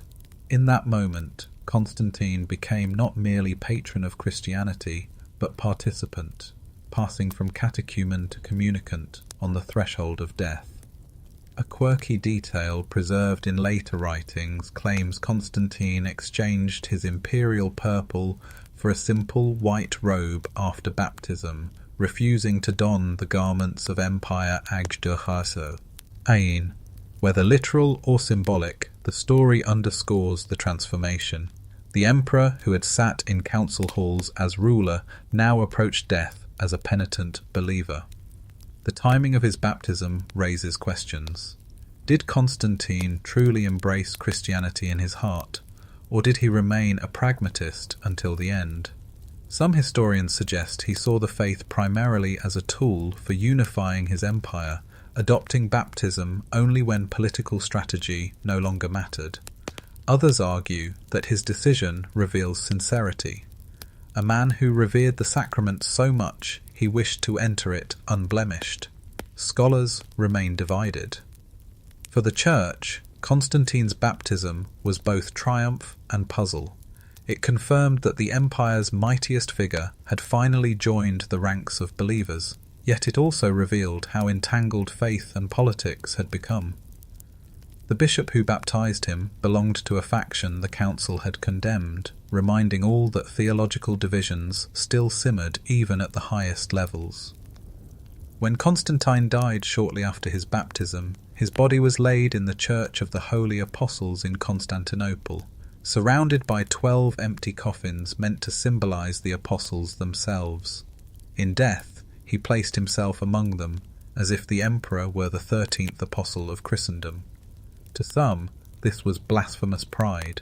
To others, it was the culmination of providence. Thus ended the life of the man who gambled empire on creed. His baptism, delayed until the last, remains a symbol of both his pragmatism and his piety, a final act that continues to stir debate. The emperor who forged the unity of Christianity entered eternity not as ruler, but as a newly washed believer, leaving behind a legacy both luminous and shadowed, hidden manuscripts. Even as Constantine's death brought new uncertainty to the empire, the fate of forbidden texts continued to unfold in silence. The decree to burn Arius's writings and to suppress Gospels deemed unfit did not erase them entirely. Manuscripts have a way of slipping through cracks, hidden by those who cherished them, buried in deserts, or copied in secret. The council may have decided the official canon, but the wider Christian world was far too vast to be policed completely. In monasteries across Egypt, Syria, and Mesopotamia, monks gathered texts that straddled the line between accepted and forbidden. Some copied canonical Gospels, but alongside them, tucked away in the same libraries, were works like the Gospel of Peter or the Acts of Paul and Thecla. These texts carried different visions of Jesus, one portraying him as silent on the cross, another elevating women as heroic preachers. For those who read them, these manuscripts were not heresies but treasures, voices that spoke to their faith. One quirky episode comes from the monastery of St. Catherine in Sinai, where centuries later scholars would find palimpsests, parchments where earlier writings had been scraped away to make room for new text. Underneath the surface layers of prayers, faint lines of older, unapproved writings could still be detected. It was as though the voices silenced at Nicaea had survived as ghosts beneath the pages of orthodoxy. Scholars still debate whether such recycling was deliberate suppression or simply a practical response to the high cost of parchment, but the effect was the same. Forbidden words lingered in hidden form. The greatest caches were those intentionally concealed. At Nag Hammadi, as we've seen, monks placed entire codices in clay jars and buried them in the desert. In Qumran and other sites, scrolls lay sealed in caves, safe from destruction but also from readers. These hidden manuscripts remind us that the boundary between survival and oblivion could hinge on a single decision: to copy or not to copy, to bury or to burn. Imagine a scribe in a dimly lit cell, ink-stained fingers, carefully tracing lines of a gospel already condemned in distant councils. Each stroke of the reed pen was an act of defiance, a refusal to let memory vanish. To write was to resist forgetting. Perhaps that scribe prayed as he worked, hoping that future generations might one day rediscover what his own could not preserve openly. The hidden manuscripts also expose the gap between official proclamations and lived religion. While emperors declared heresy by decree, local believers often continued to revere texts passed down from their elders. A community in Syria might still read the Gospel of the Hebrews long after it was declared suspect. A group in Egypt might cling to apocalyptic visions discarded elsewhere. For them, these texts were not marginal but central, shaping their worship and imagination. Scholars still debate the extent to which councils like Nicaea actively hunted these manuscripts. Some argue the suppression was uneven, more rhetorical than systematic. Others suggest that imperial support gave bishops new tools to enforce orthodoxy with vigour. What is clear is that the winners of Nicaea were able to shape the libraries that endured, while the losers survived only in fragments, hidden until rediscovered centuries later. The hidden manuscripts whisper of a Christianity far wider than the one etched into creed and canon. They remind us that faith has always been larger than institutions, that stories once silenced may one day return to speak again. Beneath the surface of official history, they wait, ink on parchment, dust in jars, memory in shadows, holding secrets of what might have been. The Aryan legacy, Although Arius himself died in 336 under suspicious and sudden circumstances, his ideas did not perish with him. Far from it, the movement he sparked, known broadly as Arianism, continued to thrive long after his burial. The exile of Arius at Nicaea had been intended to silence him, yet the creed's harsh precision drove many to rally around his cause.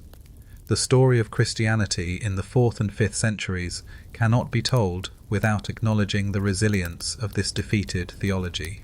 In fact, whole nations outside the Roman heartland would embrace Arian belief. When missionaries carried Christianity northward to the Gothic tribes along the Danube, they preached a version of the faith shaped not by Nicene orthodoxy, but by Arian teachers. Ulfilas, the Gothic bishop who translated the Bible into Gothic, was himself an Arian.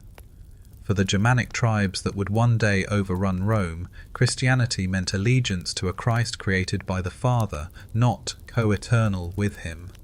In a twist of irony, the very peoples who would dismantle the empire in the West carried with them a creed condemned by the council that once sought to unify the empire. A curious episode tells of Gothic warriors riding into battle with Arian hymns on their lips, songs that echoed Arius's old street choruses in Alexandria. These tribes believed they were Christians, yet in the eyes of Nicene bishops they were heretics. The collision of these identities shaped centuries of politics. When the Ostrogoths ruled Italy, their Arian kings clashed with the Nicene pope. When the Visigoths settled in Spain, councils were convened to wrestle them back into orthodoxy. Scholars still debate whether Arianism among the Goths was truly theological conviction or simply the inheritance of the missionaries who reached them first. Even within the empire, the legacy of Arius endured. Imperial favour shift aired back and forth. Constantius II, Constantine's son, leaned heavily toward Arian sympathies, ensuring that bishops loyal to his father's creed often found themselves in exile. Athanasius, the tireless defender of Nicaea, spent years in hiding, driven from his see by emperors who preferred compromise. The Nicene victory, proclaimed in 325, was anything but secure. The persistence of Arianism raised unsettling questions. If the council had spoken with divine authority, why did so many continue to resist? If the creed had brought unity, why did it fracture so quickly into factions? Scholars still debate whether Arianism's survival reflected theological strength or political expedience, but its endurance proved that Nicaea had not silenced dissent, it had amplified it. Over time, the empire itself shifted again. By the late 4th century, under Theodosius V, Nicene orthodoxy finally gained imperial backing, strong enough to enforce it decisively. Laws were issued, making Nicene Christianity the official state religion, and Arianism was increasingly driven to the margins. Yet even then, its legacy lived on among tribes that stood outside the empire's reach. Picture a Gothic congregation in the forests of northern Europe, gathered around a bishop reading from Ulfilas's Gothic Bible. They prayed to Christ with devotion, sang hymns of his glory, and celebrated his saving power. Yet their creed was one the empire had rejected. Their legacy reminds us that Christianity has never been as monolithic as its councils declared. The Arian legacy endures as a reminder that no decree, however powerful, can wholly erase dissent. Ideas deemed heretical at Nicaea found new soil in distant lands, shaping the faith of entire peoples. The story of Arius did not end with his death. It rippled outward, altering the map of Christianity for centuries. Scholars at odds from the moment the council ended, questions lingered, and centuries later they still do. What exactly happened at Nicaea? Did Constantine impose a creed from above, or did the bishops arrive already leaning toward consensus? Was Arius a dangerous innovator, or simply preserving an older, forgotten strand of Christian thought? The debates among modern scholars are as fierce, in their way, as the quarrels in the 4th century council hall. Some historians argue that the Nicene Creed was a genuine triumph of theological clarity, a collective recognition that only by affirming Christ as fully divine could Christianity remain faithful to its roots in worship. In this view, Constantine merely facilitated what the Church already knew in its heart. Nicaea, then, was not invention, but preservation. Others are more sceptical. They note Constantine's heavy hand, his desire for unity, and the political pressures that silenced dissent. From this angle, Nicaea looks less like a discovery of eternal truth, and more like a settlement imposed by imperial necessity. The Creed was not timeless revelation, but a product of 4th century politics, hammered into shape by compromise and coercion. Fringe theories push further still, suggesting that entire swaths of early Christian belief were deliberately erased. Proponents point to the banned Gospels, the sudden silencing of female voices, and the burning of texts as evidence of a grand suppression. They see Nicaea not as clarification, but as censorship, a narrowing of a once diverse faith into an authorized version. Scholars still debate how far this suppression really went. Was it ruthless elimination, or the more gradual effect of disuse and neglect? One quirky example often cited is the fate of the Gospel of the Hebrews, once respected by Jewish Christian groups, but absent from later canons. Was it condemned outright, or simply set aside because it no longer fit the Church's emerging identity? The answer remains elusive, for fragments are all that survive. The arguments extend even to Constantine himself. Was his baptism by the Arian-leaning Eusebius of Nicomedia a sign of hidden sympathy? Did the emperor's personal faith evolve over time, or was he always more pragmatic than pious? Modern scholars cannot agree.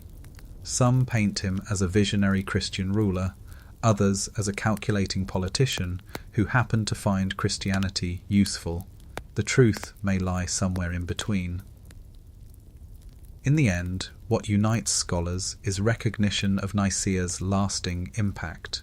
Whether they see it as divine revelation or imperial compromise, they agree it reshaped the trajectory of Christianity forever. The council gave rise to centuries of creeds, councils, and controversies, each building on or reacting against those few words crafted in 325.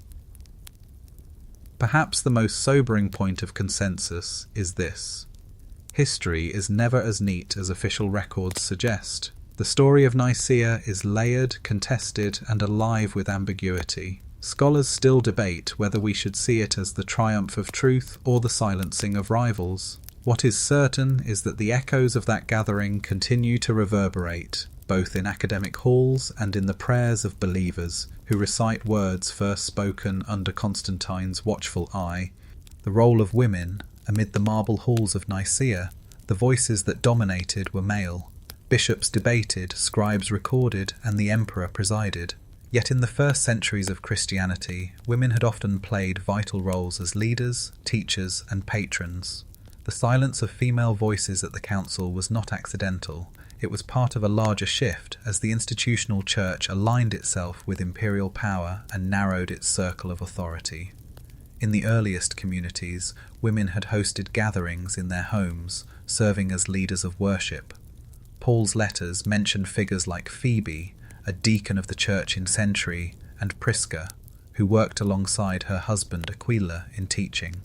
Apocryphal texts elevated women further still. The Acts of Paul and Thecla told of Thecla, a young woman who abandoned marriage to preach the gospel, baptize herself, and face down wild beasts in the arena. The Gospel of Mary presented Mary Magdalene as a disciple entrusted with visions that even Peter struggled to accept. By the 4th century, however, this landscape was changing. As bishops consolidated power and sought uniformity, women's roles diminished. Monasticism provided new avenues for female devotion, ascetic communities where women lived in prayer and service. but public authority was increasingly reserved for men. The image of the council itself, with rows of male bishops gathered under imperial banners, symbolized this transition.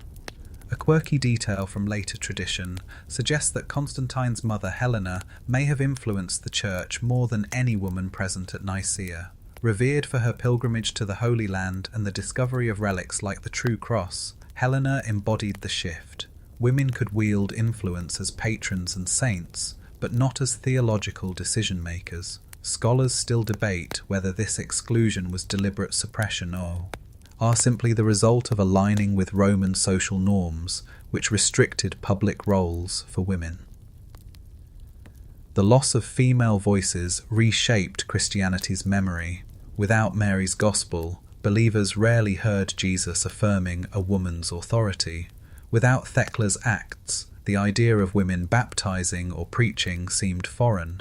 Over time, these possibilities faded into silence, replaced by a hierarchical structure that mirrored Rome's patriarchal order.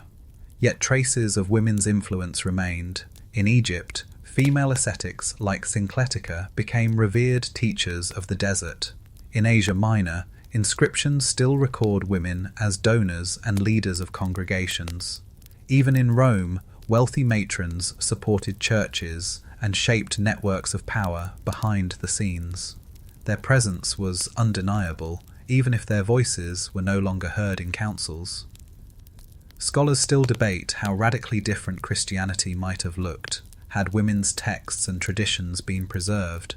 Would the church have developed less hierarchical structures? Would debates about authority and doctrine have unfolded differently? What is clear is that Nicaea marked a turning point.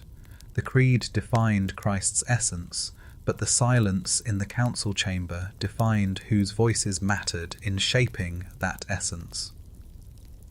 The role of women in early Christianity remains a story of both prominence and erasure, central in the beginning, muted by the time of Nicaea, yet never entirely absent. Like the banned Gospels buried in the sand, their memory lingers, waiting to be rediscovered and reheard by generations willing to listen. Myth meets empire. The Council of Nicaea was not only a battle of theology, it was a meeting point of myth and empire. For centuries, Christian communities had told stories of Jesus, miracles on stormy seas, healings in crowded streets, visions of resurrection at dawn. These tales were cherished as signs of divine presence. Yet when bishops gathered under Constantine's gaze, such stories were reframed within the machinery of empire. What once circulated as sacred myth was reshaped into doctrine, fitted into formulas that could unify a state. The blending was inevitable. Rome itself had long relied on myth to sustain its authority. Emperors claimed descent from gods, temples echoed with tales of Jupiter and Mars, and civic festivals retold Rome's founding legends year after year. Constantine, schooled in this tradition, understood that power thrives on sacred narrative. In adopting Christianity, he did not abandon the use of myth, he redirected it. Christ, no longer simply the crucified and risen Lord of small communities, became the cosmic emperor, enthroned as true God from true God, ruler not of one city but of heaven and earth. One curious account claims Constantine hung a cross in his palace, inscribed with the words, "By this sign, conquer." The cross, once an instrument of Roman execution, was transformed into a banner of imperial victory. Scholars still debate whether this was an authentic vision or a carefully crafted symbol, but its effect was profound.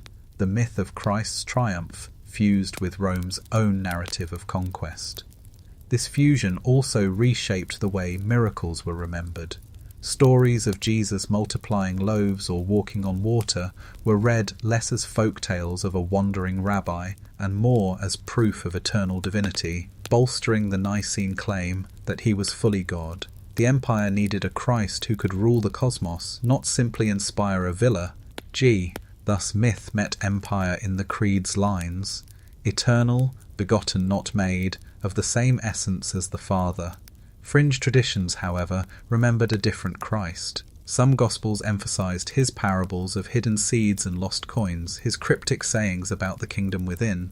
Others portrayed him as a teacher who spoke in riddles, drawing seekers into secret wisdom. These versions of Jesus, less easily weaponized for imperial unity, receded into silence. Scholars still debate whether Nicaea deliberately suppressed them, or whether they simply could not compete with the imperial narrative that aligned Christ with cosmic sovereignty. The union of myth and empire also affected how Christians told their own story. Martyrs who once died in obscurity were now celebrated as soldiers of the true king, their blood victories in a holy war. Bishops became generals of doctrine, their creeds shields against heresy. The myth of a suffering saviour was reframed into the myth of a triumphant church. Yet this blending carried dangers. When myth becomes empire, it risks losing its wildness, its openness to mystery. Some wondered whether the Christ of parables and healings had been eclipsed by the Christ of creeds and power. Did the council preserve the essence of faith, or did it clothe it in the armour of empire? Scholars remain divided. What cannot be denied is that Nicaea marked the moment when myth met empire and never parted again. From that day forward, Christianity was not only a religion of stories, but a religion of state, its myths woven into imperial identity, its faith carried on banners and carved in stone. Art and iconography. In the years following Nicaea, the faith that once hid in symbols of fish and anchors began to paint its theology in stone, mosaic, and fresco. Art and iconography, once restrained by persecution, blossomed under imperial patronage, and as with the Creed, these images reflected the shifting consensus of what Christians were meant to believe about Christ. Before the council, Jesus had often been depicted in humble guises, a shepherd carrying a lamb, a youthful figure resembling Apollo, or a teacher seated among disciples. These images emphasized care, wisdom, and accessibility. But after Nicaea, with Christ declared true God from true God, art took on a new register. Jesus was increasingly shown enthroned, robed in imperial garments, haloed with divine light. No longer simply the shepherd of souls, he became the Pantocrator, the ruler of all. One striking detail survives in early mosaics from Roman basilicas.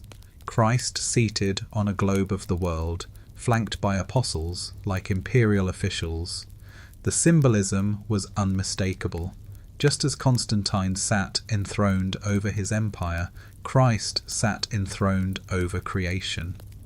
Scholars still debate whether this shift in imagery was a natural outgrowth of theology or a conscious adoption of imperial iconography to reinforce unity. The halo itself offers a curious example. Once a symbol of solar deities like Helios, it was repurposed to signify divine radiance around Christ's head. Similarly, the posture of blessing, hand raised, fingers arranged in symbolic gesture, drew on traditions of emperors depicted addressing their subjects. Pagan Rome's visual vocabulary was not discarded, it was baptized. Yet alternative images persisted in hidden corners. In catacomb art, Christ still appeared as the Good Shepherd, youthful and approachable.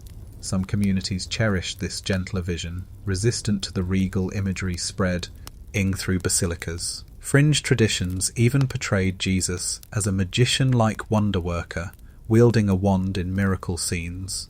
Such depictions, later suppressed, reveal the imaginative breadth of early Christian iconography.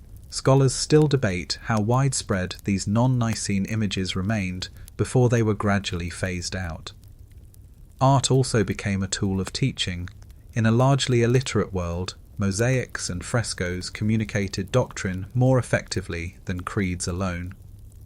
To see Christ enthroned was to understand his divinity.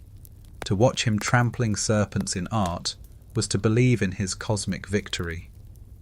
Basilicas became visual catechisms, their walls preaching as loudly as any bishop. The council's decisions even shaped portrayals of the Trinity. Early attempts depicted three men standing together, or the Father as an old man with the Son beside him.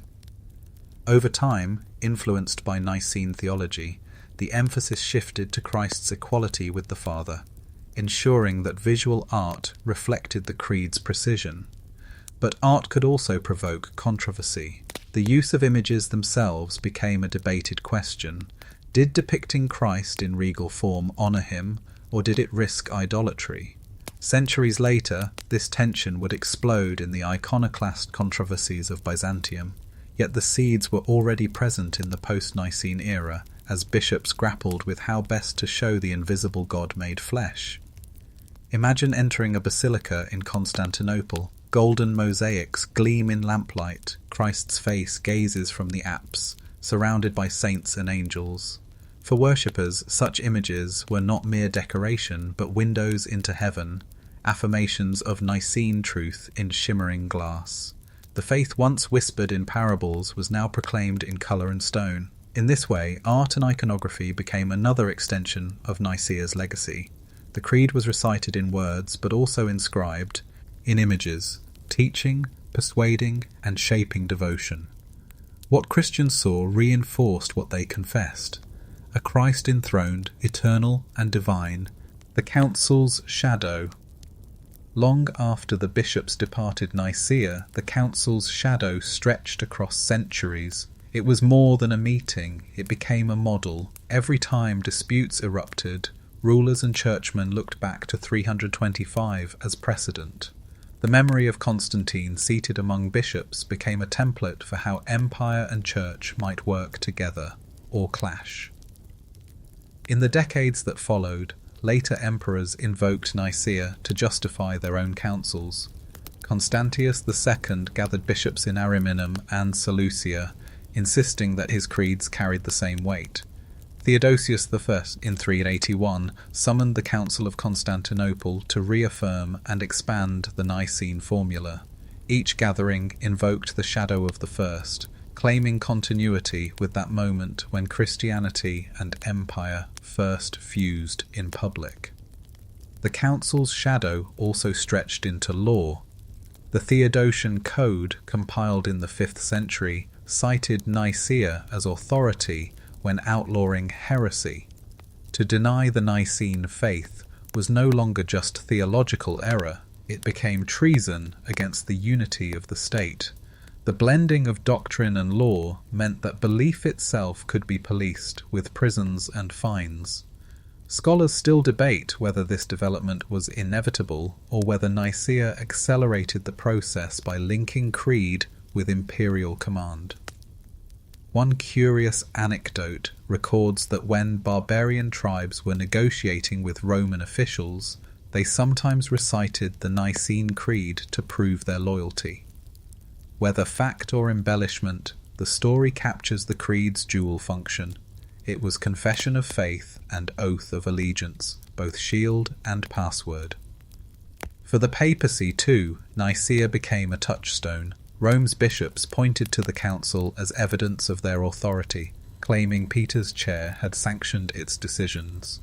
In Constantinople, patriarchs invoked it to defend their own primacy in the East. Thus, the shadow of Nicaea did not bring peace, but became a weapon in jurisdictional rivalries, East against West.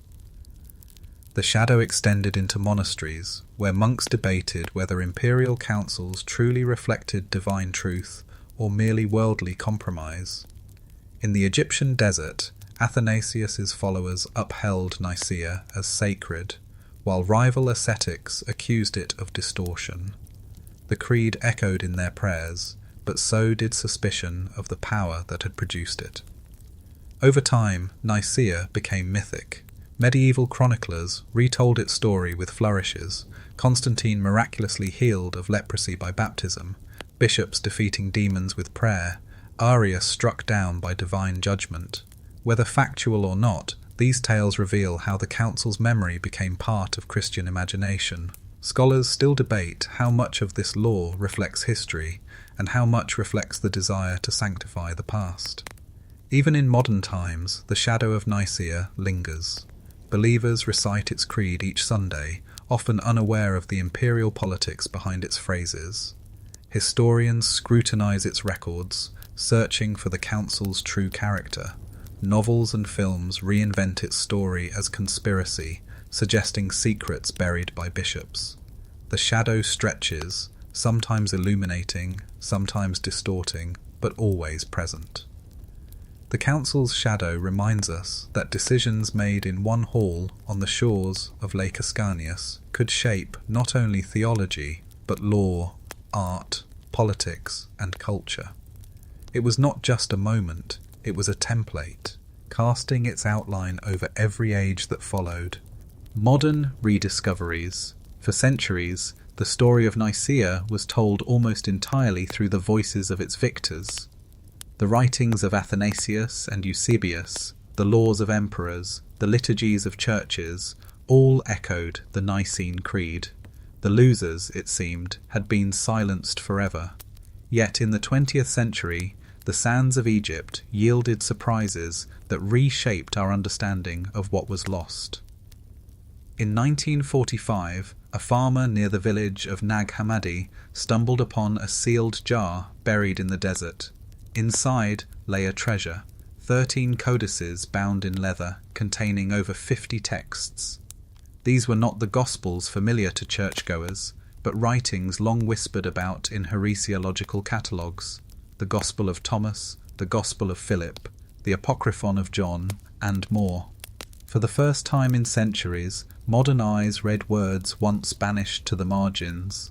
The Gospel of Thomas, for instance, presented Jesus not as a cosmic king enthroned with the Father, but as a sage who spoke cryptic sayings. The kingdom is within you and outside you. The Gospel of Philip contained mystical reflections on union with Christ, sometimes couched in startlingly intimate imagery. The Gospel of Mary elevated the Magdalene as a visionary teacher, challenging the authority of Peter himself. These rediscoveries revealed a Christianity more diverse, experimental, and contested than many had imagined.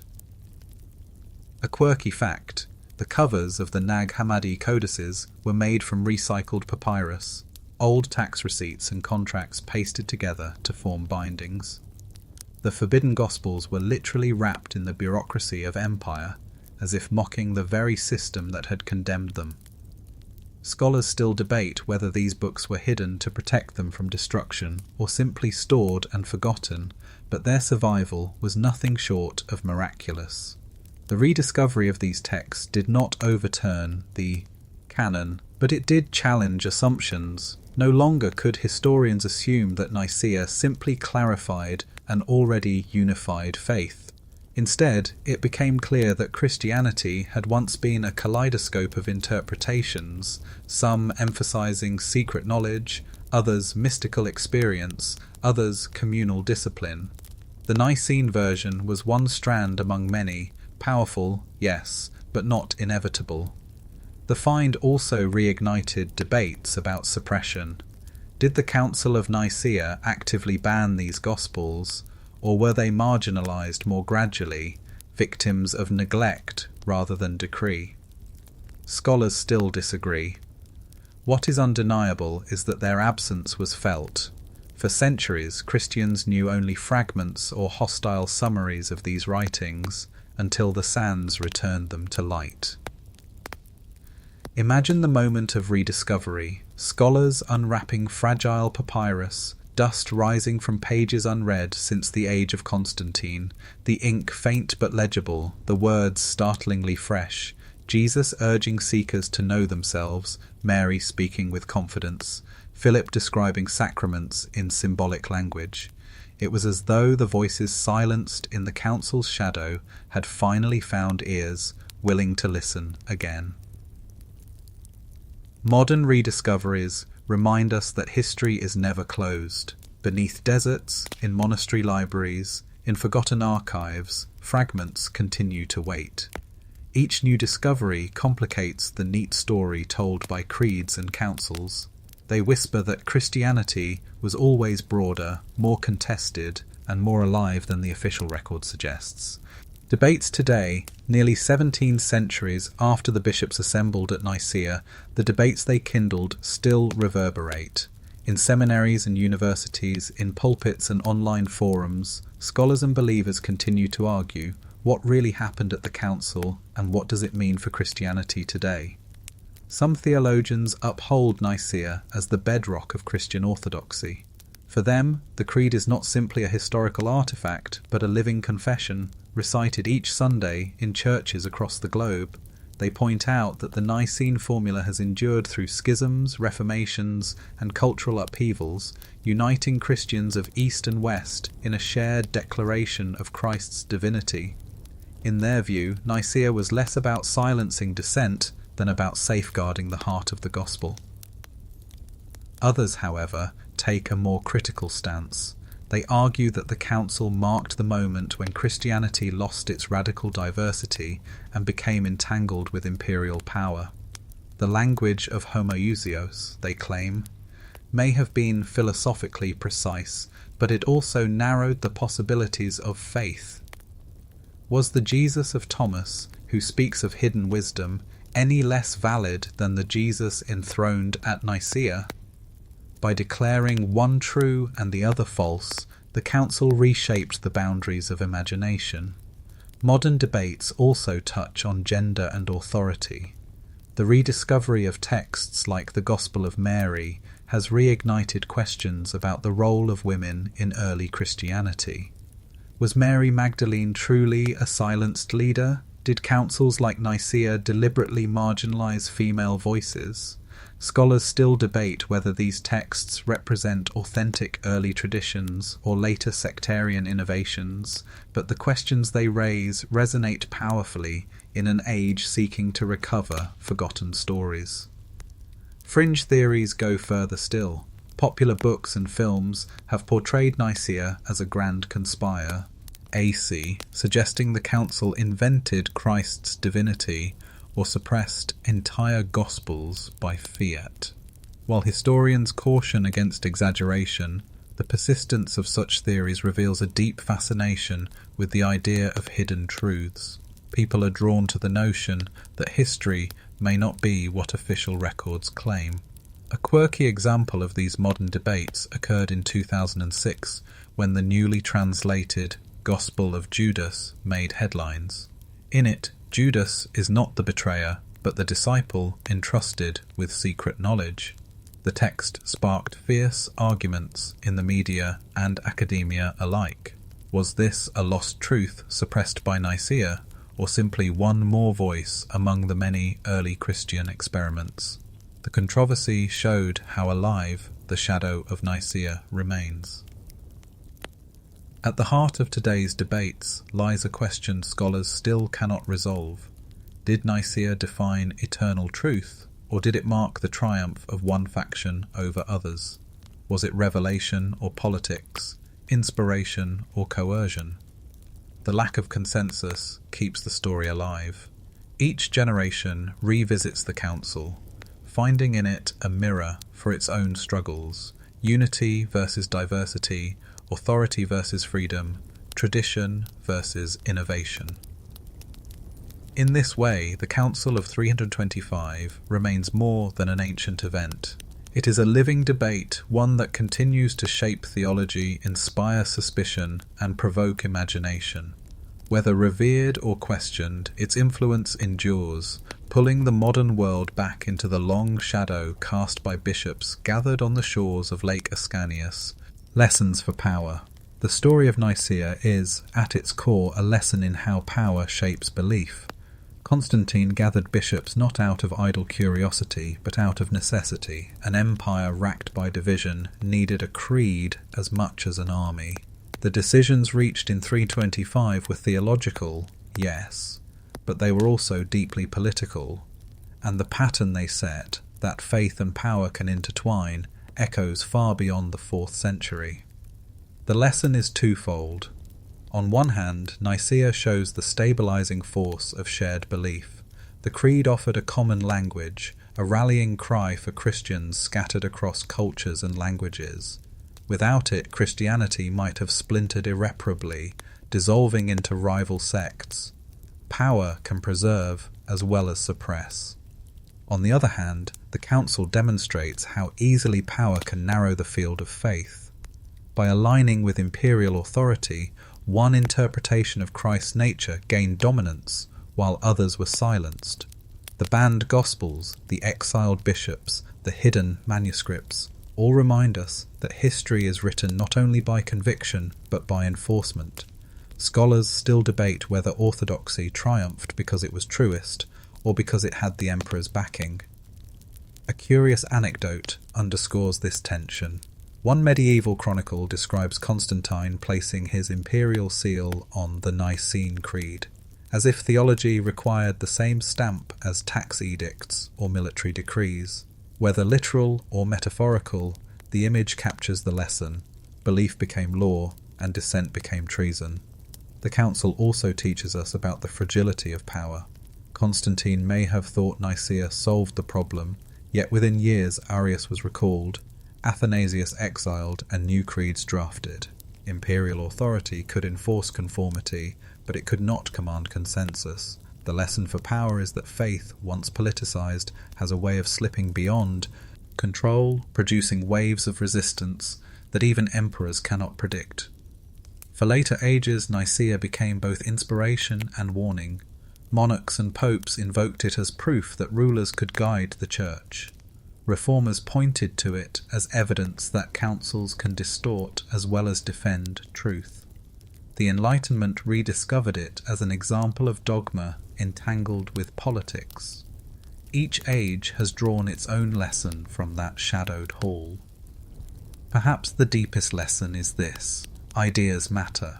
Constantine could conquer cities with legions, but to hold an empire together, he needed words. Carefully chosen, endlessly debated words about the essence of Christ. Those words, once recited in a council chamber, outlived his empire. They survive on the lips of millions who never heard of Constantine, let alone Arius. And yet, alongside them, the silenced words of Thomas, Mary, and Philip remind us that power always leaves absences in its wake. To learn from Nicaea is to recognize both what was preserved and what was lost, both the strength of unity and the cost of conformity. Scholars still debate whether this entanglement of power and faith was providence or tragedy. What is certain is that the Council offers enduring lessons, that belief is never free from politics, that unity is never without cost, and that the marriage of empire and church reshape the world in ways both luminous and troubling. Echoes in the present. Today, the decisions of Nicaea still echo in ways both visible and hidden. Step into a Catholic Mass, an Orthodox liturgy, or even many Protestant services, and you will hear words that trace their lineage back to that council in 325, begotten, not made, of one essence with the Father. Most who recite them may not know of Arius or Athanasius, yet they are participants in the legacy of that ancient quarrel. The Council's echoes are also cultural.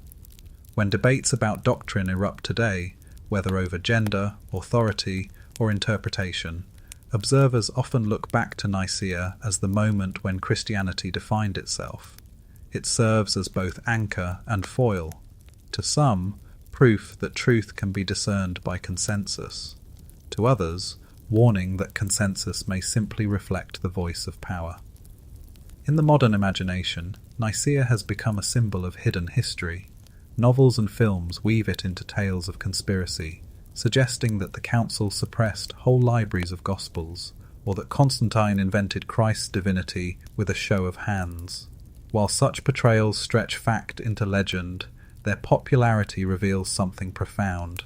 People sense that Nicaea was not merely about abstract theology, but about control, memory, and identity.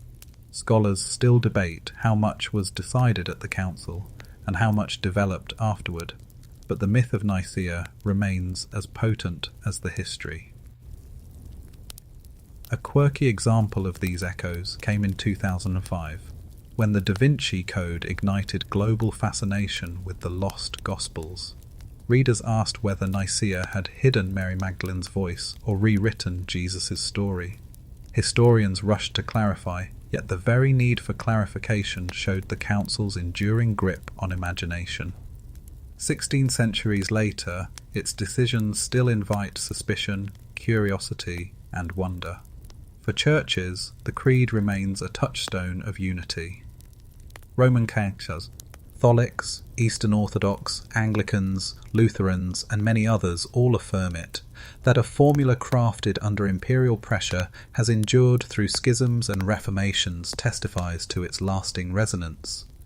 And yet, for others, the creed feels like a boundary that excludes, a reminder of the voices silenced, the Gospels buried, the women muted, the mystics forgotten.